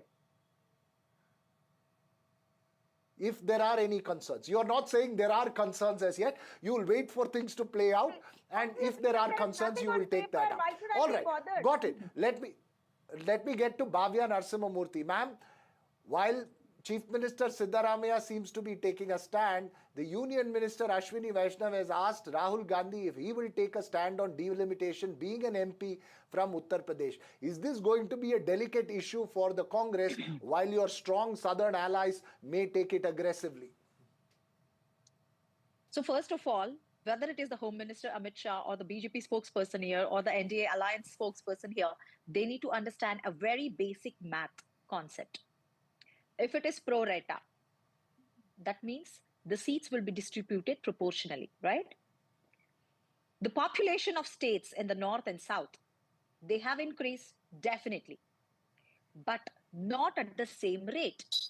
The percentage of increase in Uttar Pradesh is totally different by the increase of population is totally different from the percentage increase in population of Karnataka, right? So either they can do two things. First option, because the population has doubled, just for example, just for the case. So 28 seats in Karnataka has to be doubled to 56. And Uttar Pradesh, 80 seats has to be doubled to 160. Then the concept of one vote, one person will be failed. So what Amit Shah says and what the spokesperson is saying here is totally contradictory. You can't delimit based on pro rata or proportionality because the state's increase in population is not at the same rate. Uttar Pradesh, Bihar, Jharkhand, the population increase in population rate is very high compared to southern states. You cannot reward a state for not controlling its population by punishing the states which has controlled its population and concentrated on development projects. This is just basic mathematics and a basic concept of one vote, one person. They, the BJP government, they need to have a clarity. I'm sorry, Bhavya. I'm sorry to interrupt you, but I'm going to ask you. You made a very strong point, and that's the point that the DMK has made as well, and that point is taken. But I had a sharp, specific question to you. They don't have a clarity. BJP has zero clarity. No. I have a specific question to you about whether the Congress can take a united stand on language and delimitation, given the fact that for a national party, it may be far more difficult than a regional party to take a stand on this issue. Quick answer to that question before I get to Sandeep Shastri. When you said something about language, what was the question? On language? On language, Congress has always been clear. I asked you. Diversity, every language is important. Diversity matters. There is no one nation, one language concept here. All right. Okay. Congress is very clear on that when it comes to language. Let me get to Sandeep Shastri as far as the delimitation debate is concerned. Sandeep Shastri, multiple points of view here. It is a constitutionally complicated exercise. First of all, there needs to be a census. There was supposed to be a census in 2021, which has gotten delayed. We don't have it. There has to be a census, some argue, after 2026, and then the delimitation process has to go through. So there is no clarity about it. Is it possible to have a substantive debate at this stage? Or should we be having a substantive debate at this stage? Or this is purely about political exchange and electoral needs of certain political parties? Bharat, the debate is natural and it's going to happen. There is no question of doubt that this will happen after 2026, the whole delimitation exercise. But then there are 2 points which need to be considered. Number one, if you are going to keep the same number of Lok Sabha seats of 543 and redistribute those 543 seats based on the projection of population that is happening, if you keep the number of seats the same and redistribute the entire seats, the data shows that South India and East India would lose around 25 seats. And those seats would go to Northern India. The losing states would be Tamil Nadu, Karnataka, Andhra, and Telangana. And the seats which would be, the states which would be gaining are Uttar Pradesh, Bihar, Rajasthan, and Madhya Pradesh. Now, There are those who say, no, the number of Lok Sabha seats will not remain the same. The number of Lok Sabha seats may be increased. The new Lok Sabha can accommodate more people. So even if you extrapolate and say number of Lok Sabha seats will be increased to 888, then there is a critical question, Veera. There is no question of doubt that when you increase the Lok Sabha seats to 888, every state seats will go up. Yes. But then the critical question is, will it go up as per the proportion of the population, or will it go up as per the proportion of the present distribution of seats? What do I mean? A quick point. If it goes up as per the present proportion of seats, a state like Uttar Pradesh will have 130 out of 888 seats. A state like Karnataka will have 50 seats. A state like Tamil Nadu will have 70 seats. Yes, it will go up from where it is. But if you are going to make it on the basis of a population based on 2026 census projections, what will happen then? Uttar Pradesh will get around 145 seats and not 130. Karnataka will not get 50 seats but 42. Tamil Nadu will not get 70 seats but 50. So Tamil Nadu will go up by 20. Karnataka will go up by 8. But Karnataka's share in the All India Lok Sabha seats, which is now 5%, will go down to 4%. Tamil Nadu's share will go down from its present. So the critical point is, seats may increase, all state seats may increase because the number of Lok Sabha seats are increasing. That is the logic. But what about the percentage share of every state? Now, by pro rata, do you mean in proportion to what is now? Or do you mean pro rata in proportion to what will be the population percentage? That's right. This is the so, critical Surabhi, debate. I'm just coming. Absolutely, Sandeep Shastri. You've raised the most important point in this. I have the last 4 minutes left of this discussion. So, very, very short answers from all my political guests here. Surabhi, the fact is that there is no clarity on how this is going to go about. Why make an assurance at this stage is the question that's being raised by the opposition. Very quick response on why there is no clarity. Should there be first clarity on how we're going to go about it from the BJP and the centre before an assurance? I appreciate Sandeep Shastri's comments. In fact, this debate revolves around precisely that question on what pro rata definition is. The problem that the BJP has been highlighting, and the Home Minister had to come and step in and say, is that the DMK, its chief minister, as well as the allies in the Indie alliance here in Karnataka and elsewhere, have gone on to fearmonger, put in this fear and say our seats are going to reduce, we're going to be taken away our share. The problem here is not a Home Minister had to come and clarify, look, you know what, we're coming up with a delimitation commission, here's the terms of reference, here's the data that we're going to use. None of the DMK folks know that data. On what basis are you saying that this is going to be a loss? On what basis? Put out a white paper. Put out a white paper for the people to see. On what basis are you saying that the seats are going to reduce? You said that on the debate as well. Saeed Hafiz? May I just finish one? The point is that the Home Minister's comment... There is a lack of information and deliberate disinformation from the Congress and the DMK, which is why the Home Minister had to come and clarify. Stop breaking us on this north-south. Stop it. Saeed Hafiz, very quickly. It's purely because of fear-mongering by the DMK, says the BJP, raising an issue for electoral reasons that the Home Minister had to respond. Very quickly, 30 seconds to you to respond. I think she should lecture and of your data. I think, Madam, this is how they snatch our time. Can you mute her? This is an example of how BJP will snatch our time and our rights. I just asked an additional question. You've been fear-mongering all these things. 1 minute, Surabhi, I've given you your 30 seconds. Saeed Hafiz, please just finish your point. Bhavya, you don't have this is how BJP snatches democracy from the southern state, not letting the DMK speak in their own time. Second point, see, there is already a method. These methodologies have come on public domain by cephologists. There are 2 or 3 scenarios. If one of the scenario, in almost all the scenarios that has come out, logically the southern states are going to lose. If it is not going to go, if they're not going to lose, then it is on the part of the government to come on black and white and say, no, you're not going to lose. The senior psychologist has given. Okay. Madam, have some manners. Jyotsna Tirunagari, 30 seconds to you. Quick response and I get the last word from Bhavya. Very quickly. No. This is unfair on the part of the BJP to take the time of the other panelists. This is exactly what BJP is doing. Jyotsna Tirunagari, 30 seconds. Veera, I'll tell you one. That was my opening statement. Nothing has been finalized now. Nothing. In fact, you know, if we have to go for it, we have to first have the census. That's what we all have been talking about.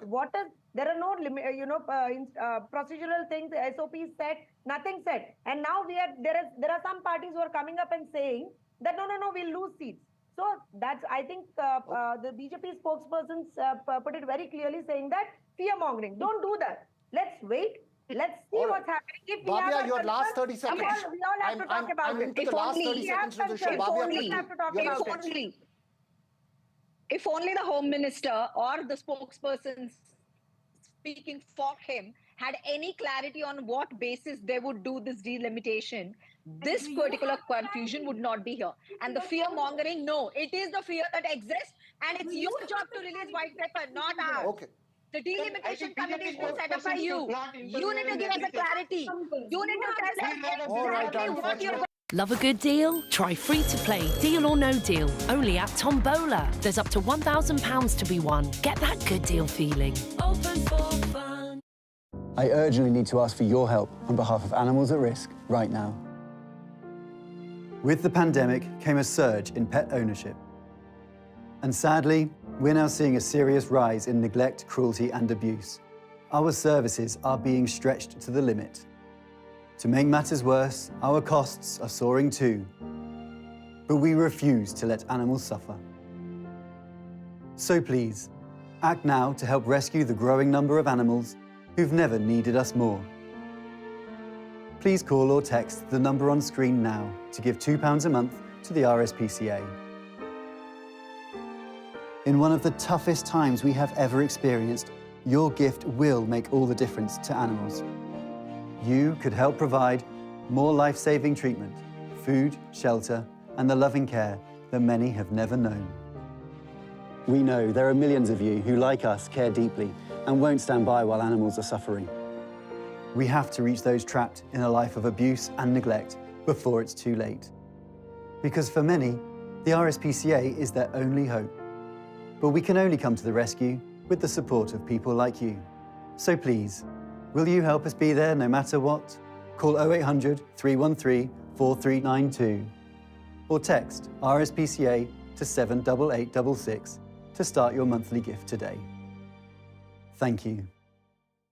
Quidco gives you cashback every time you shop on over 5,000 brands. It always pays to Quidco. Sign up and start saving today. Visit quidco.com. Play the Great Big Lottery and you can help make more wins happen at Great Ormond Street Hospital. Like bringing fun to Rajveer's ward, discovering new treatments and helping children go home sooner. Just call 0800 472 5774 or search Gosh Lottery to start playing for just £1. There's up to £10,000 up for grabs in our annual Super Draw, plus a £1,000 jackpot every week, and many more great cash prizes. So call or go online now for a chance to win big prizes and make more wins happen. I like to think ahead. Make sure I've got all the right tools for the job. And now that I've turned 50, it means looking after what I've built. I'll be retiring down the line, and with the mortgage nearly done, I want to make sure that my lot will be protected if anything happened to me. That's why I decided to learn more about over 50s life insurance from Cover Today. They're the only over 50s life insurer with no waiting period. Unlike other insurers who could make you wait up to 2 years for full cover, with Cover Today, you're fully covered from day one. And you're covered for the whole of your life. Plus, unlike other things in life, the price never goes up. Learning more couldn't be simpler and can be done in just a few minutes. Go online or talk to one of their friendly UK team who will chat you through your options in just one phone call. And their claims process is really straightforward, so your loved ones will be looked after. Cover Today are the only over 50s life insurer with no waiting period. Get covered in minutes with no annoying trips to the doctor. With fixed monthly payments, prices start at just £4.42 a month. Plus, you get your choice of a £125 gift card. Cover Today has given me genuine peace of mind. And now that's done, I can get on with something much more interesting. To find out more about Cover Today, call our friendly UK team on 0800 470 4322 or visit covertoday.co.uk.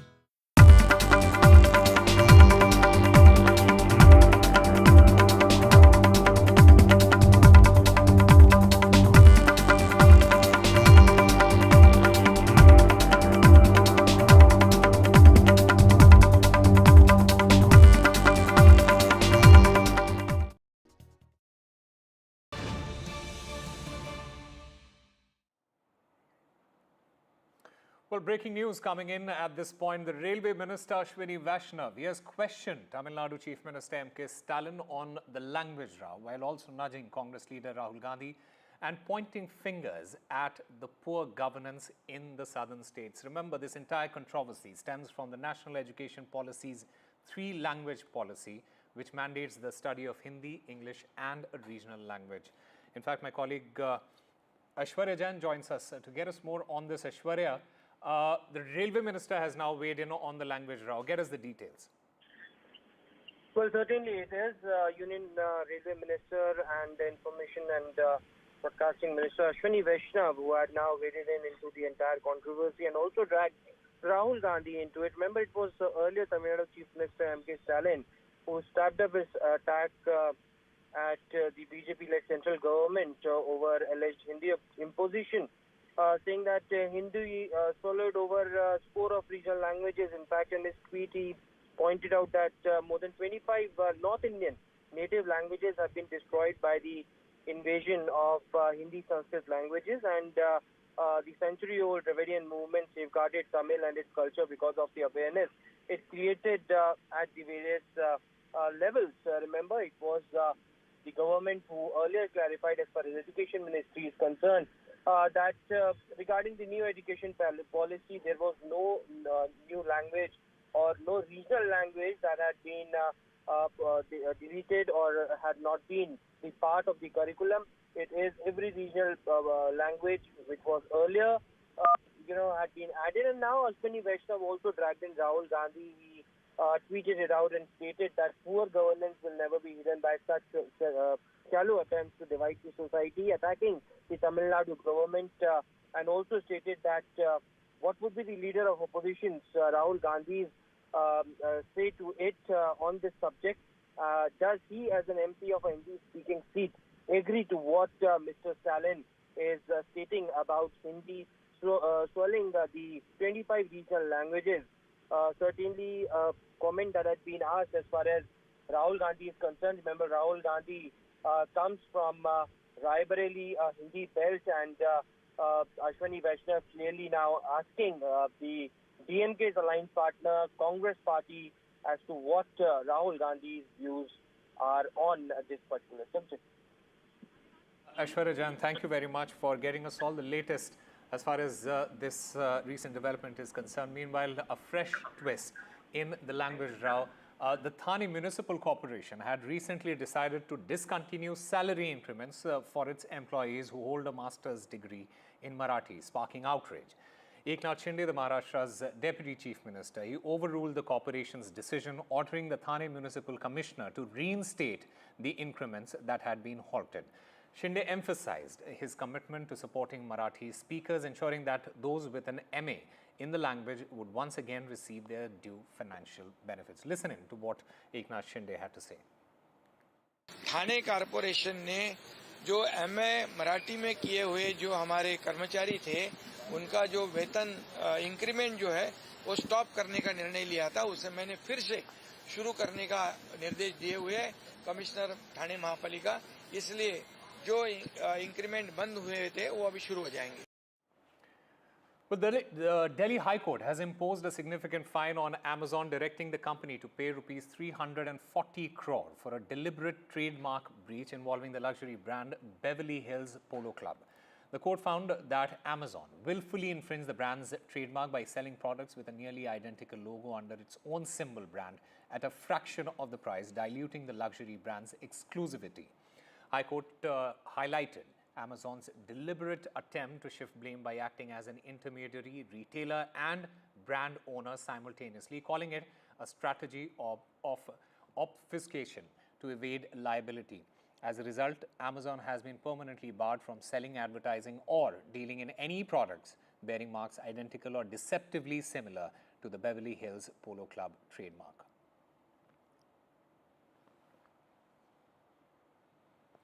In a move that may pave the way for the trial of 2611 accused Tehavoor Hussain Rana in Delhi, the Patiala House Court has recalled its trial court records related to the Mumbai terror attack. The trial court records had been sent to Mumbai earlier because of multiple cases related to the attacks being heard in both the cities. The Delhi court's order was prompted by the NIA moving an application seeking to retrieve the records from Mumbai. Rana's extradition was announced by US President Donald Trump during Prime Minister Narendra Modi's visit to the country earlier this month.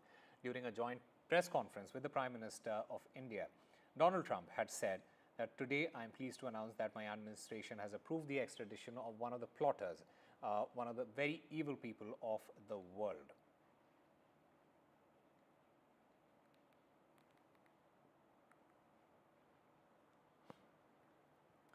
Days after setting preconditions for disarmament, Manipur's valley-based group Arambai Tengol today have started to surrender arms which were looted from police armory during the ethnic violence in the state that started in 2023.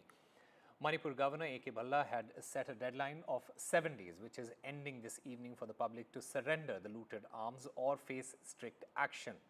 The authorities heightened security in Manipur's Imphal West district on the final day of the 7-day ultimatum for voluntarily surrendering looted and illegally held arms and ammunition as part of efforts to end the protracted ethnic violence in the northeastern states. Separate administration, they said they will not give to Kuki. That is one point. Then we need to have a good relation with the police personnel so that the peace and the peaceful atmosphere prevail in Manipur. The periphery areas in the outskirts of Manipur, the outskirts, peripheral areas in the Delhi, they should be guarded by the central forces and as well as state police.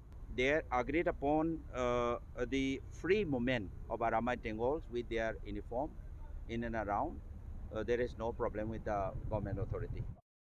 In a major development, on the last day of the deadline given by Manipur Governor A.K. Bhalla to the general public to deposit the looted arms which were looted from the police armory in Manipur ever since the ethnic violence had started in the state in May 2023. Arambai Tengol, which operates in the Imphal Valley region, particularly in the fringe areas between the valley and the hills, they have come forward, their members have come forward to surrender arms at the first Manipur Rifles complex in Imphal amid heavy security.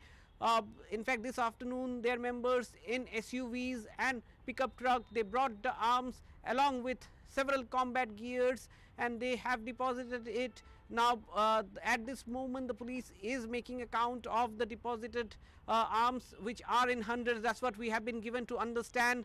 Remember, it was on February 20th that the governor had issued an ultimatum to the general public that they have to deposit the looted arms, otherwise strict action would be taken, and 7-day time was given at that point of time. And then at that point of time the governor had assured that anybody who deposits the arms within the 7 days time, no punitive action would be taken. And after that we saw on last Tuesday a delegation of Arambai Tengol met the governor. They set some preconditions for the disarmament and had hinted that they were ready to surrender the arms if the governor agrees to the preconditions, which also includes that the central forces will have to ensure that after the volunteers from the valley side deposit the arms, there would not be any retaliation from the hillside. Remember, the governor is also in talks with the armed groups, the armed volunteers from the hillside, so as to recover the arms, so that once the arms are recovered, then the central forces can take charge of the situation, and the governor, the central government can then start a peace negotiation, given the fact that the Manipur is under president's rule. Well, the latest in the Pune rape case, the Pune Police Chief Amitesh Kumar and the Joint Commissioner of Police Ranjan Kumar Sharma, they visited the bus depot where a 26-year-old woman was raped inside a stationary bus. The accused, he is a history sheeter. This man was out on bail, and shockingly, the bus depot, it was very close to the police station. The 26-year-old woman was at the bus depot waiting to take a bus when she was misled by the accused. The main suspect, Ramdas Gade, is still on the run. The shocking rape, in fact, has triggered protests across the state. The Maharashtra Home Minister Yogesh Kadam has addressed the media, saying that 8 teams have been dispatched to hunt down this accused. Pune rape case में जो भी अत्याचार जिसने किया है वो कोई भी हो, किसी का भी आदमी हो, उसको बख्शा नहीं जाएगा, उसको अरेस्ट होगी, उसको कड़ी कार्रवाई होगी। उसको मैं तो कहूँगा कि हमारे लाडली बहनों को हम लोग ने लाडली बहन योजना किया, एसटी में 50% सहूलत दे दी, लेकिन ऐसे जो गुनाहगार है उनको बिल्कुल बख्शा नहीं जाएगा। उनको कड़ी से कड़ी सजा, फांसी तक की सजा देने की सरकार की भूमिका है। इथे देखील जवळपास 8 टीम्स ह्या पोलिसांमार्फत तयार केल्या गेलेल्या आहेत आणि लवकरच आरोपीला पकडलं जाईल। की ज्या वेळेला ही फिर्याद आल्याच्या नंतर अर्ध्या तासाच्या आतच आपण आरोपीला आयडेंटिफाय केलं आणि आरोपी अलर्ट होऊ नये ह्यासाठी ही बातमी बाहेर येऊ नये ह्याची आपण पोलिसांमार्फत दक्षता घेतली गेली, जी अत्यंत गरजेची होती। आणि जर का त्वरितच ही बातमी जर का बाहेर पडली असती तर कदाचित आता जे आपल्याला संभाव्य लोकेशन मिळालेलं आहे तर ते मिळालं नसतं आणि आरोपी जो आहे तो अजून कदाचित कुठल्या दुसऱ्या ठिकाणी किंवा लांब तो पळून जाण्याची शक्यता जास्त होती। आणि म्हणून ही घटना लपवण्याचा प्रयत्न हा झालेला नाही, फक्त गुप्तता ही पाळली गेलेली आहे कारण ती गरजेची होती। मला वाटतं रात्री 1:30 वाजता तिथले पीआय आहेत ते स्वतः सीसीटीव्ही फुटेजमध्ये देखील दिसत आहेत, ते स्वतः तिथे रात्री 1:30 वाजता एसटी स्टँडच्या आवारामध्ये ते फेरी मारून गेलेले आहेत, इथे पाहणी करून गेलेले आहेत। पुन्हा रात्री 3 वाजता 3-3:15 वाजता देखील पीआय तिथे रात्री गस्त घालून गेलेले आहेत, त्यांच्या टीम सोबत पाहणी करून गेलेले आहेत। प्रताप जी सरनाइक जो हमारे परिवहन मंत्री है वो जरूर उस पर कार्रवाई करेंगे। जब निर्भया रेप हुआ था उसके बाद काफी कानून में बदलाव लाया गया था और केवल कानून से ही ऐसी घटनाओं को हम कम नहीं कर सकते। कानून के अलावा समाज पे बहुत बड़ी जिम्मेदारी है और समाज के अलावा कानून की इम्प्लीमेंटेशन होनी चाहिए। और ऐसे जो उदाहरण आते हैं उनके खिलाफ कड़ी से कड़ी कार्रवाई करना, ढंग से इन्वेस्टिगेशन होना, जल्दी से जल्दी ट्रायल होना और जल्दी से जल्दी सजा होना, ये बहुत ज़रूरी है। तो न्याय प्रणाली को भी इसमें बहुत बड़ी जिम्मेदारी है। सरकार में पुलिस की प्रणाली को बड़ी जिम्मेदारी है।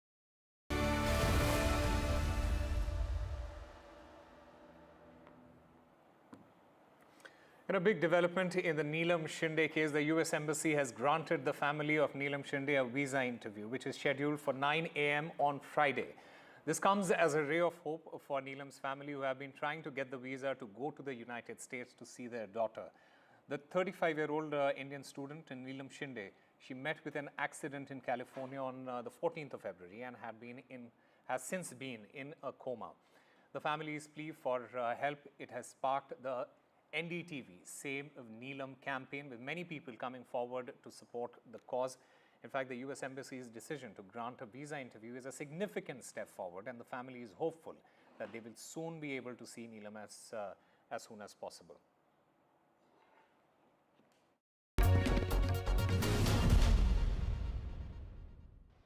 Tanaji Shinde and Gaurav Kadam. Thank you so much for speaking to NDTV again. किस तरह से आप देख रहे हैं गौरव, बता सकते हैं हमें कि कॉल आया आपको, क्या बताया गया है इंटरव्यू के बारे में? हाँ जी मैम, तो कैसा है, आप सबकी मदद से, चैनल की मदद से और गवर्नमेंट की सब हेल्प से अभी हमें वहाँ से कॉल आया है और हमें कल की ही अपॉइंटमेंट मिल चुकी है, कल सुबह 9 बजे की। कल सुबह 9 बजे की आपको अपॉइंटमेंट मिली है। अभी कहाँ हैं आप और आपको मुंबई पहुंचना होगा? यस यस, अभी हम हमारे गांव में, सातारा जिला में है, सातारा डिस्ट्रिक्ट उमरज में है हम।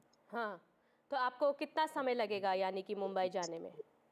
यहाँ से 5 घंटा लगता है मैम, 5 घंटा लगता है, तो आज ही हम निकल जाएंगे मुंबई के लिए। आपको किसका फोन आया था? क्या मिनिस्ट्री ऑफ एक्सटर्नल अफेयर्स से आपको आया है फोन?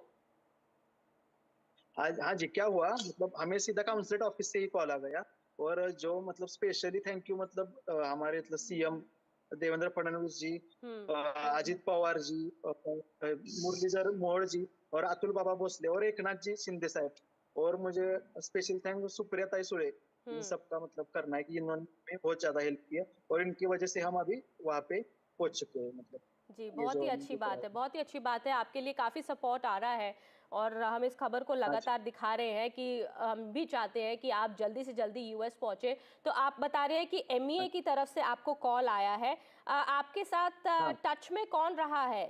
वैसे आप बता सकते हैं कि इंडियन गवर्नमेंट की साइड से? गवर्नमेंट की साइड से मतलब काउंसिल ऑफिस से अभी तो टच वैसे मतलब सब ओएसडी है ना, सभी गवर्नमेंट मतलब सीएम साहब के वगैरह और अजित पवार जी और एकनाथ जी साहब के, वही सब कनेक्ट में रह चुके हैं अभी हमारे साथ, उन्होंने सब फॉलो अप करके किया है प्रोसेस। अच्छा, तो आप बता रहे हैं कि आपको अभी मुंबई जाना होगा, आप रात तक पहुंचेंगे मुंबई? हाँ जी, रात लेट नाइट तक पहुंच जाएंगे हम मुंबई। तो इंटरव्यू के लिए जो है आप दोनों को बुलाया गया है? हाँ जी, दोनों का अपॉइंटमेंट मिल चुका है, दोनों का मतलब डिटेल सब आ गया है कि कल आप आ जाइए, आपका इंटरव्यू हम करवा देंगे। अभी हम होप यही रखे हैं कि हमारा इंटरव्यू हो जाए सही से और हमें वीजा मिल जाए, यही हम प्रार्थना करें कि वो मिल जाए। जी, आप अपने पिता से भी बात करवा सकते हैं, वो किस तरह से देख रहे हैं, कैसा फील कर रहे हैं अभी? हाँ जी, मैं उनसे बात करवा देता हूँ। जी, आप क्या कहना चाहेंगे? आपको कॉल आया है अभी, आपको लग रहा है, उम्मीद है आपको कि आपको जल्दी वीजा मिल जाएगा? हाँ, जल्दी। अभी जो वो चीफ मिनिस्टर और सब हमारे पुराने लोग हैं, उसमें जो किया है ठीक, अच्छा किया है। वो वीजा मिल जाए, बस इतना ही, और उधर जा सके हम। जी, तो थोड़ा क्या हो रहा है, थोड़ा डिप्रेशन की वजह से ज्यादा मतलब वो ये कर रहे, बोल नहीं पा रहे। नहीं, बिल्कुल, हम बिल्कुल समझ सकते हैं। अभी जो है अभी काफ़ी डिफ़िकल्ट समय है, पर हम कोशिश कर रहे हैं। हम भी चाहते हैं कि आपकी फैमिली जो है जल्दी से जल्दी वहाँ पर पहुँचे और नीलम का आप देखभाल कर पाएँ। तो आप ये भी बता सकते हैं, वहाँ यूएस अथॉरिटीज़ की तरफ से कोई टच में है आपके यहाँ कि नीलम का जो अटेंडेंट है वहाँ पे, आप बता रहे एक फ्रेंड भी है वहाँ पे, वहाँ से रेगुलर अपडेट्स आपको आ रहे हैं? कैसा है मैम, वहाँ से रेगुलर मतलब रोज कॉल आ जाता है अपने को, रोज वहाँ से। वहाँ की कोई अथॉरिटी, एडमिनिस्ट्रेशन आपके टच में है? आवाज आती है? यस, वहाँ की जो यूनिवर्सिटी है जहाँ पे वो पढ़ती है, वहाँ से वो हमारे कांटेक्ट में है, वो सब चीज वहाँ से लग जाएगी वो वाली। और दूसरी बात रही मतलब हॉस्पिटल से भी मतलब बहुत ज्यादा हेल्प होती है, हॉस्पिटल से रोज कॉल आ जाता है, वो सब जो हम पूछते हैं डिटेल उसके बारे में, पेशेंट के बारे में, वो सब हमें डिटेल देते हैं कॉल पे ही सीधा सब। तो आपको हॉस्पिटल यानी कि अथॉरिटीज से कॉल आता है, आप ये बता रहे हैं? अच्छा, आ जाता है कॉल वहाँ से। अच्छा, और कोई इंडियन एम्बेसी से आपको कॉल आता है? कोई आपके टच में है या नहीं है? नहीं, वहाँ से कोई ऐसा टच नहीं। अच्छा, ठीक है, तो आपको जो है हॉस्पिटल से ही सारी इन्फॉर्मेशन मिल रही है, वहीं से आपको कॉल आ रहे हैं, आप बता रहे हैं? हॉस्पिटल से। और वहाँ से थोड़े सोशल वर्कर भी जुड़े हुए हैं, वो भी हेल्प करते हैं। जी, गौरव, अब क्या उम्मीद कर रहे हैं, सरकार से क्या उम्मीद है आपकी? मैं समझ पा रही हूँ बोलने में दिक्कत हो रही होगी, आपके पिता को भी दिक्कत हो रही है, बोलने में और समझ सकते हैं हम आपका पेन, बट क्या उम्मीद है आपको सरकार से, अब क्या करना चाहिए? अभी उम्मीद वही है कि ये जो अभी हाँ ये जो प्रोसेस चल रही है, हमारा इंटरव्यू होगा वो हो जाए सही से, और हमें जल्द से जल्द, जितना जल्द से जल्द हम यहाँ से उड़ान भर सके वहाँ जाने के लिए वो हो जाए, और ये इसमें हमारी गवर्नमेंट हेल्प करे, यही हम अभी चाहते हैं। नीलम को जल्दी वापस लाना चाहते हैं आप? हाँ जी, हाँ जी। और वो उसको भी मतलब वो भी क्या हो रहा है, 2-3 दिन से उसका भी थोड़ा सा वो प्रो हो रहा है, वो मतलब ट्रीटमेंट को हेल्प कर रही है, मतलब ट्रीटमेंट को अच्छी तरीके से मतलब कर पा रही है। उसको हो रहा है, क्या बोलते हैं, ट्रीटमेंट हो रही है सही से, ट्रीटमेंट और प्रोग्रेस हो रहा है उसका, ऐसा है जी डॉक्टर के मुताबिक। तो हाँ जी। और मुझे स्पेशली थैंक आपका चैनल का भी करना है मैडम, और जी चैनल की, आपके चैनल की नहीं वजह से भी मतलब बहुत ज्यादा हेल्प हुआ हम वहाँ तक पहुँचने के लिए, सब लोगों की तरफ, नहीं मतलब गवर्नमेंट की तरफ हो या जी बिल्कुल नहीं, आपको वो सब नहीं, कोई आपको ये कहने की ज़रूरत नहीं, पर ये हमारा ड्यूटी बनती है, हमारी फ़र्ज़ बनती है कि हम अगर इस तरह की हमारे देश का कोई बच्चा या कोई युवक या युवती इस तरह की स्थिति में है और बाहर कोई फंसा हुआ है, तो हमारी ये ड्यूटी बनती है कि हम उस खबर को दिखाएं और आपकी मदद करें। और हम चाहते हैं जल्दी से जल्दी नीलम ठीक हो जाए, नीलम वापस भी आए। आप दोनों जाने वाले हैं यानी कि अब इंटरव्यू के लिए? हाँ जी, हाँ जी मैम, हम दोनों ही जाने वाले। अच्छा, और अंकल भी हैं? क्या अंकल ने भी किस तरह से बातचीत की है, कुछ सहायता की है? यस यस यस यस, की है उन्होंने भी, बहुत ज्यादा सहायता की है सब चीज में। अच्छा ठीक है, आपके पिता कुछ कहना चाहेंगे इस बारे में? अब आगे क्या होना चाहिए सरकार की तरफ से, किस तरह से जो है मैटर को अब आगे ले जाना चाहिए? थोड़ा सा मैंने तानाजी शिंदे जी, आप क्या चाहते हैं, क्या होना चाहिए अब? जल्द से जल्दी आपको वीजा मिले? वीजा पास होना चाहिए और हमको अमेरिका जल्दी जाने का, बस नीलम को इतना ही। आप चाहते हैं नीलम जल्दी से वापस, आप नीलम के पास वहीं रुकेंगे या जैसे ही नीलम ठीक हो जाएगी उसे वापस लेकर आ जाएंगे? नहीं, वही थोड़ा दिन वही रुकेंगे, जी बाद में वहाँ भी थोड़े जी इमोशनल आप हो गए इमोशनल हो थोड़ा रहे सा। हैं, ठीक है, समझ रहे हैं। नीलम जल्दी ठीक हो जाएगी, सबकी उम्मीदें उसके साथ हैं और हम भी यही प्रे कर रहे हैं कि जल्दी से जल्दी नीलम ठीक हो और नीलम वापस आ जाए। गौरव कदम जी, ताना जी, थैंक यू सो मच हमसे बात करने के लिए। और हम चाहते हैं जी, जिस तरह से अपडेट्स आते रहेंगे हम आपको भी इन्फॉर्म करते रहेंगे, और हमें बिल्कुल उम्मीद है कि सरकार जो है आपके टच में रहेगी और आपको भी पल पल की जो है अपडेट्स देते रहें। और जी जी हाँ बिल्कुल, हमारा सपोर्ट बिल्कुल आपके धन्यवाद, साथ आपका है। भी बहुत सारा जी क्या कह रहे हैं आप?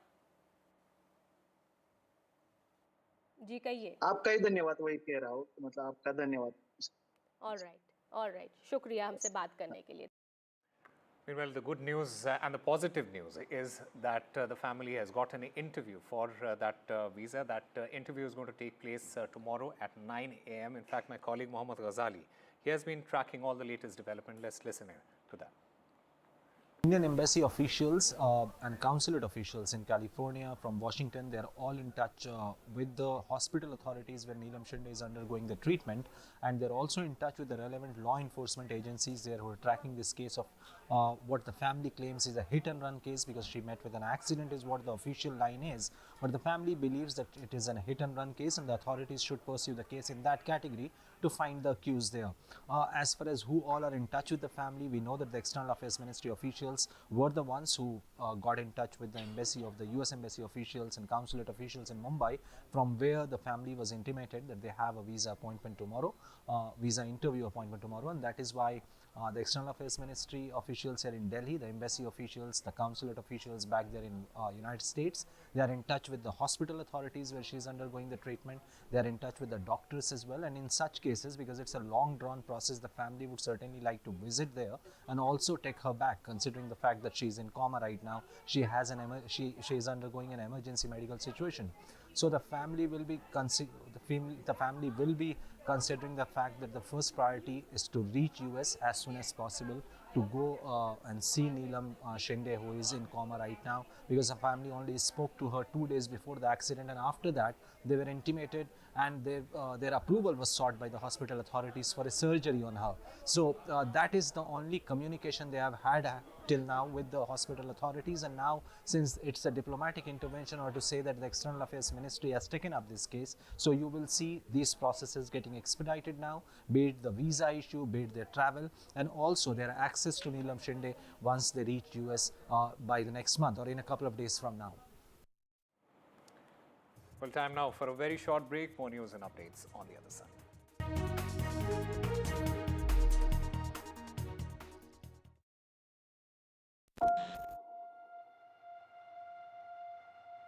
A big focus remains the Maharashtra family's appeal for a US visa as their daughter is in coma. The student was actually hospitalized after an accident. She was completely unconscious. She was injured.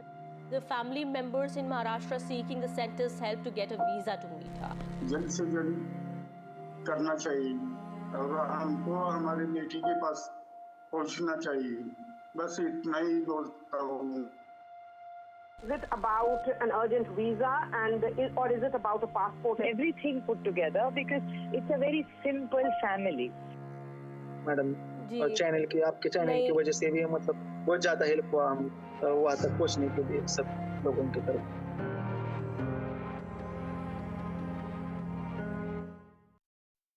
You could save money on your energy bill when you switch to a new deal.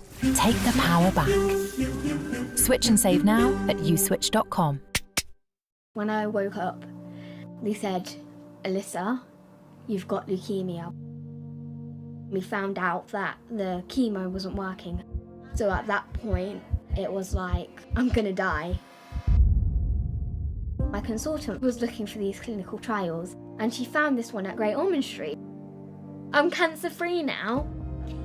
Curing Alyssa was a world first, but cancer is still the biggest killer of children in the UK. Will you help us do more? Search Gosh Care to give £3 a month and help build a new children's cancer centre at Great Ormond Street Hospital, a home for breakthrough research with world-class facilities to help beat cancer for more children. Together, with your kind support, we can help save lives and transform children's cancer care for decades to come.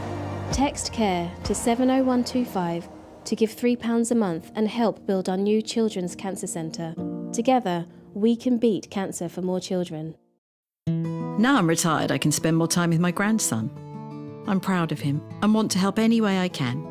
Which reminds me. Welcome to British Seniors, the UK's #1 rated provider of over 50s life insurance. Hi, I'd like a quick quote. No problem. We're proud to offer our seniors lifetime guarantee. With 100% of claims having been paid, we guarantee your premiums will never go up and that you'll speak to one of our specialists in the UK. Well, that's good to know. UK residents aged 50 to 80 are guaranteed to be accepted. Depending on your age, your loved ones can get a cash payout up to £10,000. And that money can help with my funeral costs or even be used as a gift. I'll do it. Plus, when you sign up, you'll receive a £135 gift card and free 24/7 GP advice and health services. Thanks, Mum, for everything. Be proud to protect your loved ones with British Seniors. To get a free quote today, call our UK team on 0800 158 552 or visit britishseniors.co.uk. Sitting quietly while your car is made all shiny. Downtime can be just fine too. Ready meal is piping hot, waterproof on the loo. Just enjoy your back tattoo. Tea break, face break, maybe even watch the ad break. Sometimes it's not time for some tombola, right? It's enjoying lasagna time, chilling with a book time, or time to visit your nan time. Put the phone down. Hi, it's Phoebe from Auto Trader's monthly electric car giveaway, and we're pleased to say that you've won a brand new electric car. It's a dream, honestly, it really is a dream. Oh my god. Me and my boyfriend talk about the Auto Trader competition every single month. I was waiting for the know you haven't won. I'll fix him, love. Poor pet. Just shows you never know what's going to happen. Which reminds me, I need to protect the life we've built. That's why I'm looking into smart family life insurance. Hi, I'd like a quick quote, please. Okay. You can choose a benefit amount up to £750,000, depending on your age. If you're a UK resident aged 18 to 64, you can apply with just a few health and lifestyle questions. For £250,000 of cover, the price starts at just £14.77 a month.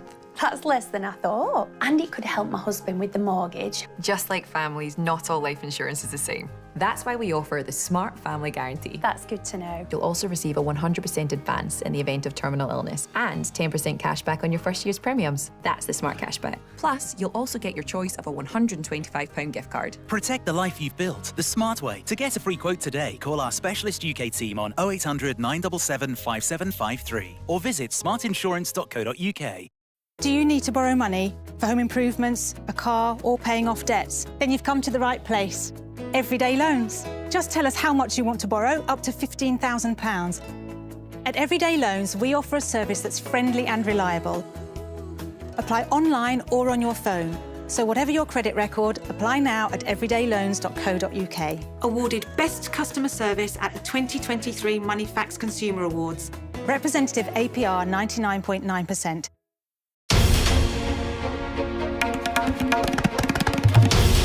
This is NDTV, and you're watching NDTV 24/7.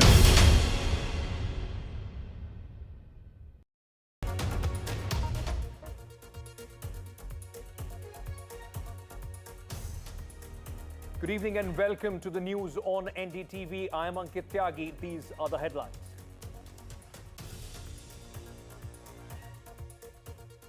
NDTV Impact, ray of hope for Nilam Shinde's family. US Embassy grants visa interview on Friday.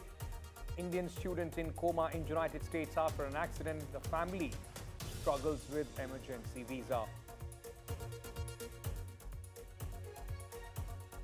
Nilam's family thanks NDTV, says got call after everyone's health. We just want to reach our daughter.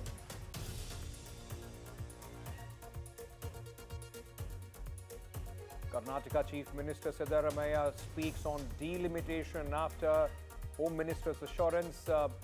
Satara says that Amit Shah's assurance misleading and unreliable. Southern CM's call for unity against centre.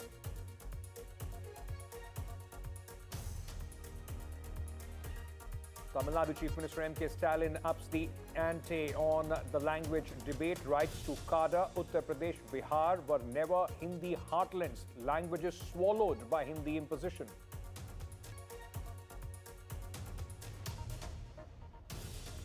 Prime Minister Modi pens blog on conclusion of Mahakumbh, lauds it for uniting millions in Prayagraj, says shows India's rich spiritual heritage.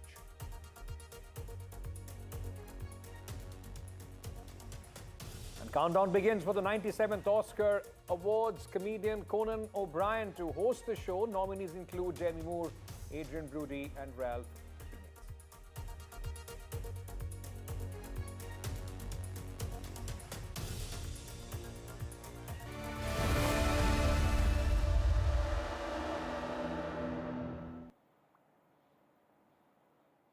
Our top focus this evening, ladies and gentlemen, the NDTV campaign has had an impact. The United States has granted an interview for visa at 9 a.m. on Friday for an emergency visa to Nilam Shinde's father, the 35-year-old woman who fractured her arms and legs and is in coma in California hospital after being hit by a car in a road accident on February 14th.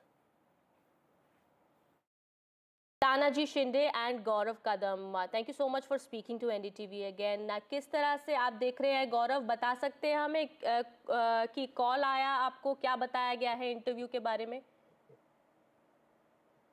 हाँ जी ma'am, तो कैसा है, आप सबकी मदद से, channel की मदद से और गवर्नमेंट की सब हेल्प से अभी हमें वहाँ से कॉल आए और हमें कल की ही अपॉइंटमेंट मिल चुकी है, कल सुबह 9 बजे की. आपको किसका फोन आया था? क्या मिनिस्ट्री ऑफ एक्सटर्नल अफेयर्स से आपको आया है फोन? हाँ जी, क्या हुआ मतलब हमें सीधा काउंसलेट ऑफिस से ही कॉल आ गया और जो मतलब स्पेशली थैंक यू मतलब हमारे मतलब सीएम देवेंद्र फडणवीस जी, अजित पवार जी, मुरलीधर मोहोळ जी और अतुल बाबा भोसले और एकनाथ जी शिंदे साहब, और मुझे स्पेशल थैंक सुप्रिया ताई सुळे, इन सबका मतलब करना है कि इन्होंने बहुत ज्यादा हेल्प किया और इनकी वजह से हम अभी वहाँ पे पहुंच चुके हैं। मतलब जी, बहुत ही अच्छी बात है, बहुत ही अच्छी बात है। आपके लिए काफ़ी सपोर्ट आ रहा है और हम इस खबर को लगातार दिखा रहे हैं कि हम भी चाहते हैं कि आप जल्दी से जल्दी यूएस पहुंचे। तो आप बता रहे हैं कि एमईए की तरफ से आपको कॉल आया है, आपके साथ टच में कौन रहा है? वैसे आप बता सकते हैं कि इंडियन गवर्नमेंट की साइड से? गवर्नमेंट की साइड से मतलब काउंसिल ऑफिस से अभी तो हुआ टच, वैसे मतलब सब ओएसडी है ना, सभी गवर्नमेंट मतलब सीएम साहब के वगैरह और अजित पवार जी और एकनाथ जी साहब के, वही सब कनेक्ट में रह चुके हैं अभी हमारे साथ, उन्होंने सब फॉलो अप करके किया है प्रोसेस। तो इंटरव्यू के लिए जो है आप दोनों को बुलाया गया है? हाँ जी, दोनों का अपॉइंटमेंट मिल चुका है, दोनों का मतलब डिटेल सब आ गया है कि कल आप आ जाइए, आपका इंटरव्यू हम करवा देंगे। अभी हम होप यही रखे हैं कि हमारा इंटरव्यू हो जाए सही से और हमें वीजा मिल जाए, यही हम प्रार्थना करें कि वो मिल जाए। जी, आप अपने पिता से भी बात करवा सकते हैं, वो किस तरह से देख रहे हैं, कैसा फील कर रहे हैं अभी? हाँ जी, मैं उनसे बात करवा देता हूँ। जी, आप क्या कहना चाहेंगे? आपको कॉल आया है अभी, आपको लग रहा है, उम्मीद है आपको कि आपको जल्दी वीजा मिल जाएगा? हाँ, जल्दी। अभी जो वो चीफ मिनिस्टर और सब हमारे पुराने लोग हैं, उसमें जो किया है ठीक, अच्छा किया है। वो वीजा मिल जाए, बस इतना ही, और उधर जा सके हम। जी, तो थोड़ा क्या हो रहा है, थोड़ा डिप्रेशन की वजह से ज्यादा मतलब वो ये कर रहे हैं, बोल नहीं पा रहे। नहीं, बिल्कुल, हम बिल्कुल समझ सकते हैं। अभी जो है अभी काफ़ी डिफ़िकल्ट समय है, पर हम कोशिश कर रहे हैं। हम भी चाहते हैं कि आपकी फैमिली जो है जल्दी से जल्दी वहाँ पर पहुँचे और नीलम का आप देखभाल कर पाएँ। तो आप ये भी बता सकते हैं, वहाँ यूएस अथॉरिटीज़ की तरफ से कोई टच में है आपके यहाँ कि नीलम का जो अटेंडेंट है वहाँ पे, आप बता रहे हैं एक फ्रेंड भी है वहाँ पे, वहाँ से रेगुलर अपडेट्स आपको आ रहे हैं?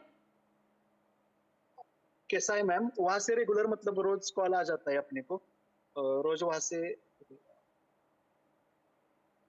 वहाँ की कोई अथॉरिटी, एडमिनिस्ट्रेशन आपके टच में है? आवाज आती है? यस, वहाँ की जो यूनिवर्सिटी है जहाँ पे वो पढ़ती है, वहाँ से वो हमारे कांटेक्ट में है, वो सब चीज वहाँ से लग जाएगी वो वाली। और दूसरी बात रही मतलब हॉस्पिटल से भी मतलब बहुत ज्यादा हेल्प होती है, हॉस्पिटल से रोज कॉल आ जाता है, वो सब जो हम पूछते हैं डिटेल उसके बारे में, पेशेंट के बारे में, वो सब हमें डिटेल देते हैं कॉल पे ही सीधा सब। तो आपको हॉस्पिटल यानी कि अथॉरिटीज से कॉल आता है, आप ये बता रहे हैं? अच्छा, आ जाता है कॉल वहाँ से। अच्छा, और कोई इंडियन एम्बेसी से आपको कॉल आता है? कोई आपके टच में है या नहीं है? नहीं, वहाँ से कोई ऐसा टच नहीं। अच्छा, ठीक है। तो आपको जो है हॉस्पिटल से ही सारी इन्फॉर्मेशन मिल रही है, वहीं से आपको कॉल आ रहे हैं, आप बता रहे हैं? हॉस्पिटल से।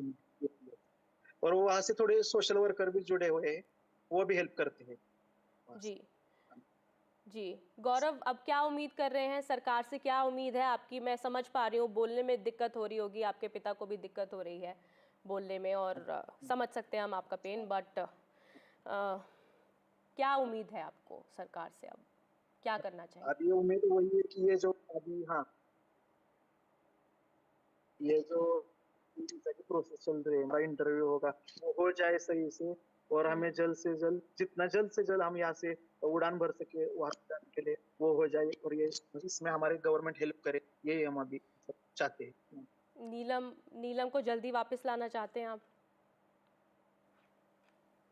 हाँ जी, और उसको भी मतलब वो भी क्या हो रहा है, 2-3 दिन से उसका भी थोड़ा सा वो प्रूव हो रहा है, मतलब ट्रीटमेंट को हेल्प कर रही है, मतलब ट्रीटमेंट को अच्छी तरीके से मतलब कर पा रही है।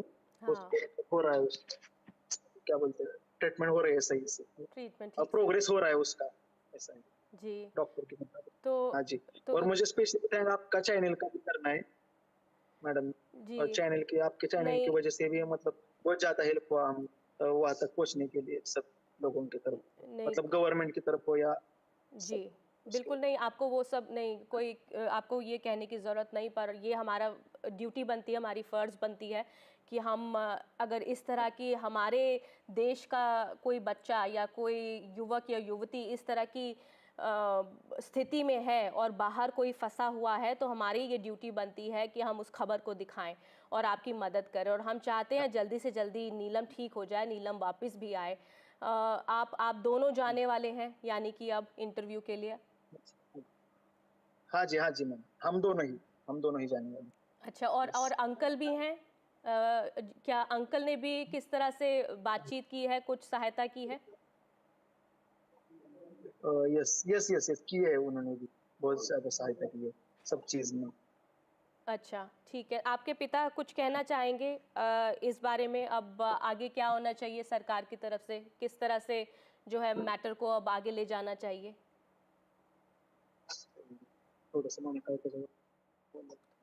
तानाजी शिंदे जी, आप क्या चाहते हैं, क्या होना चाहिए अब? जल्द से जल्दी आपको वीजा मिले?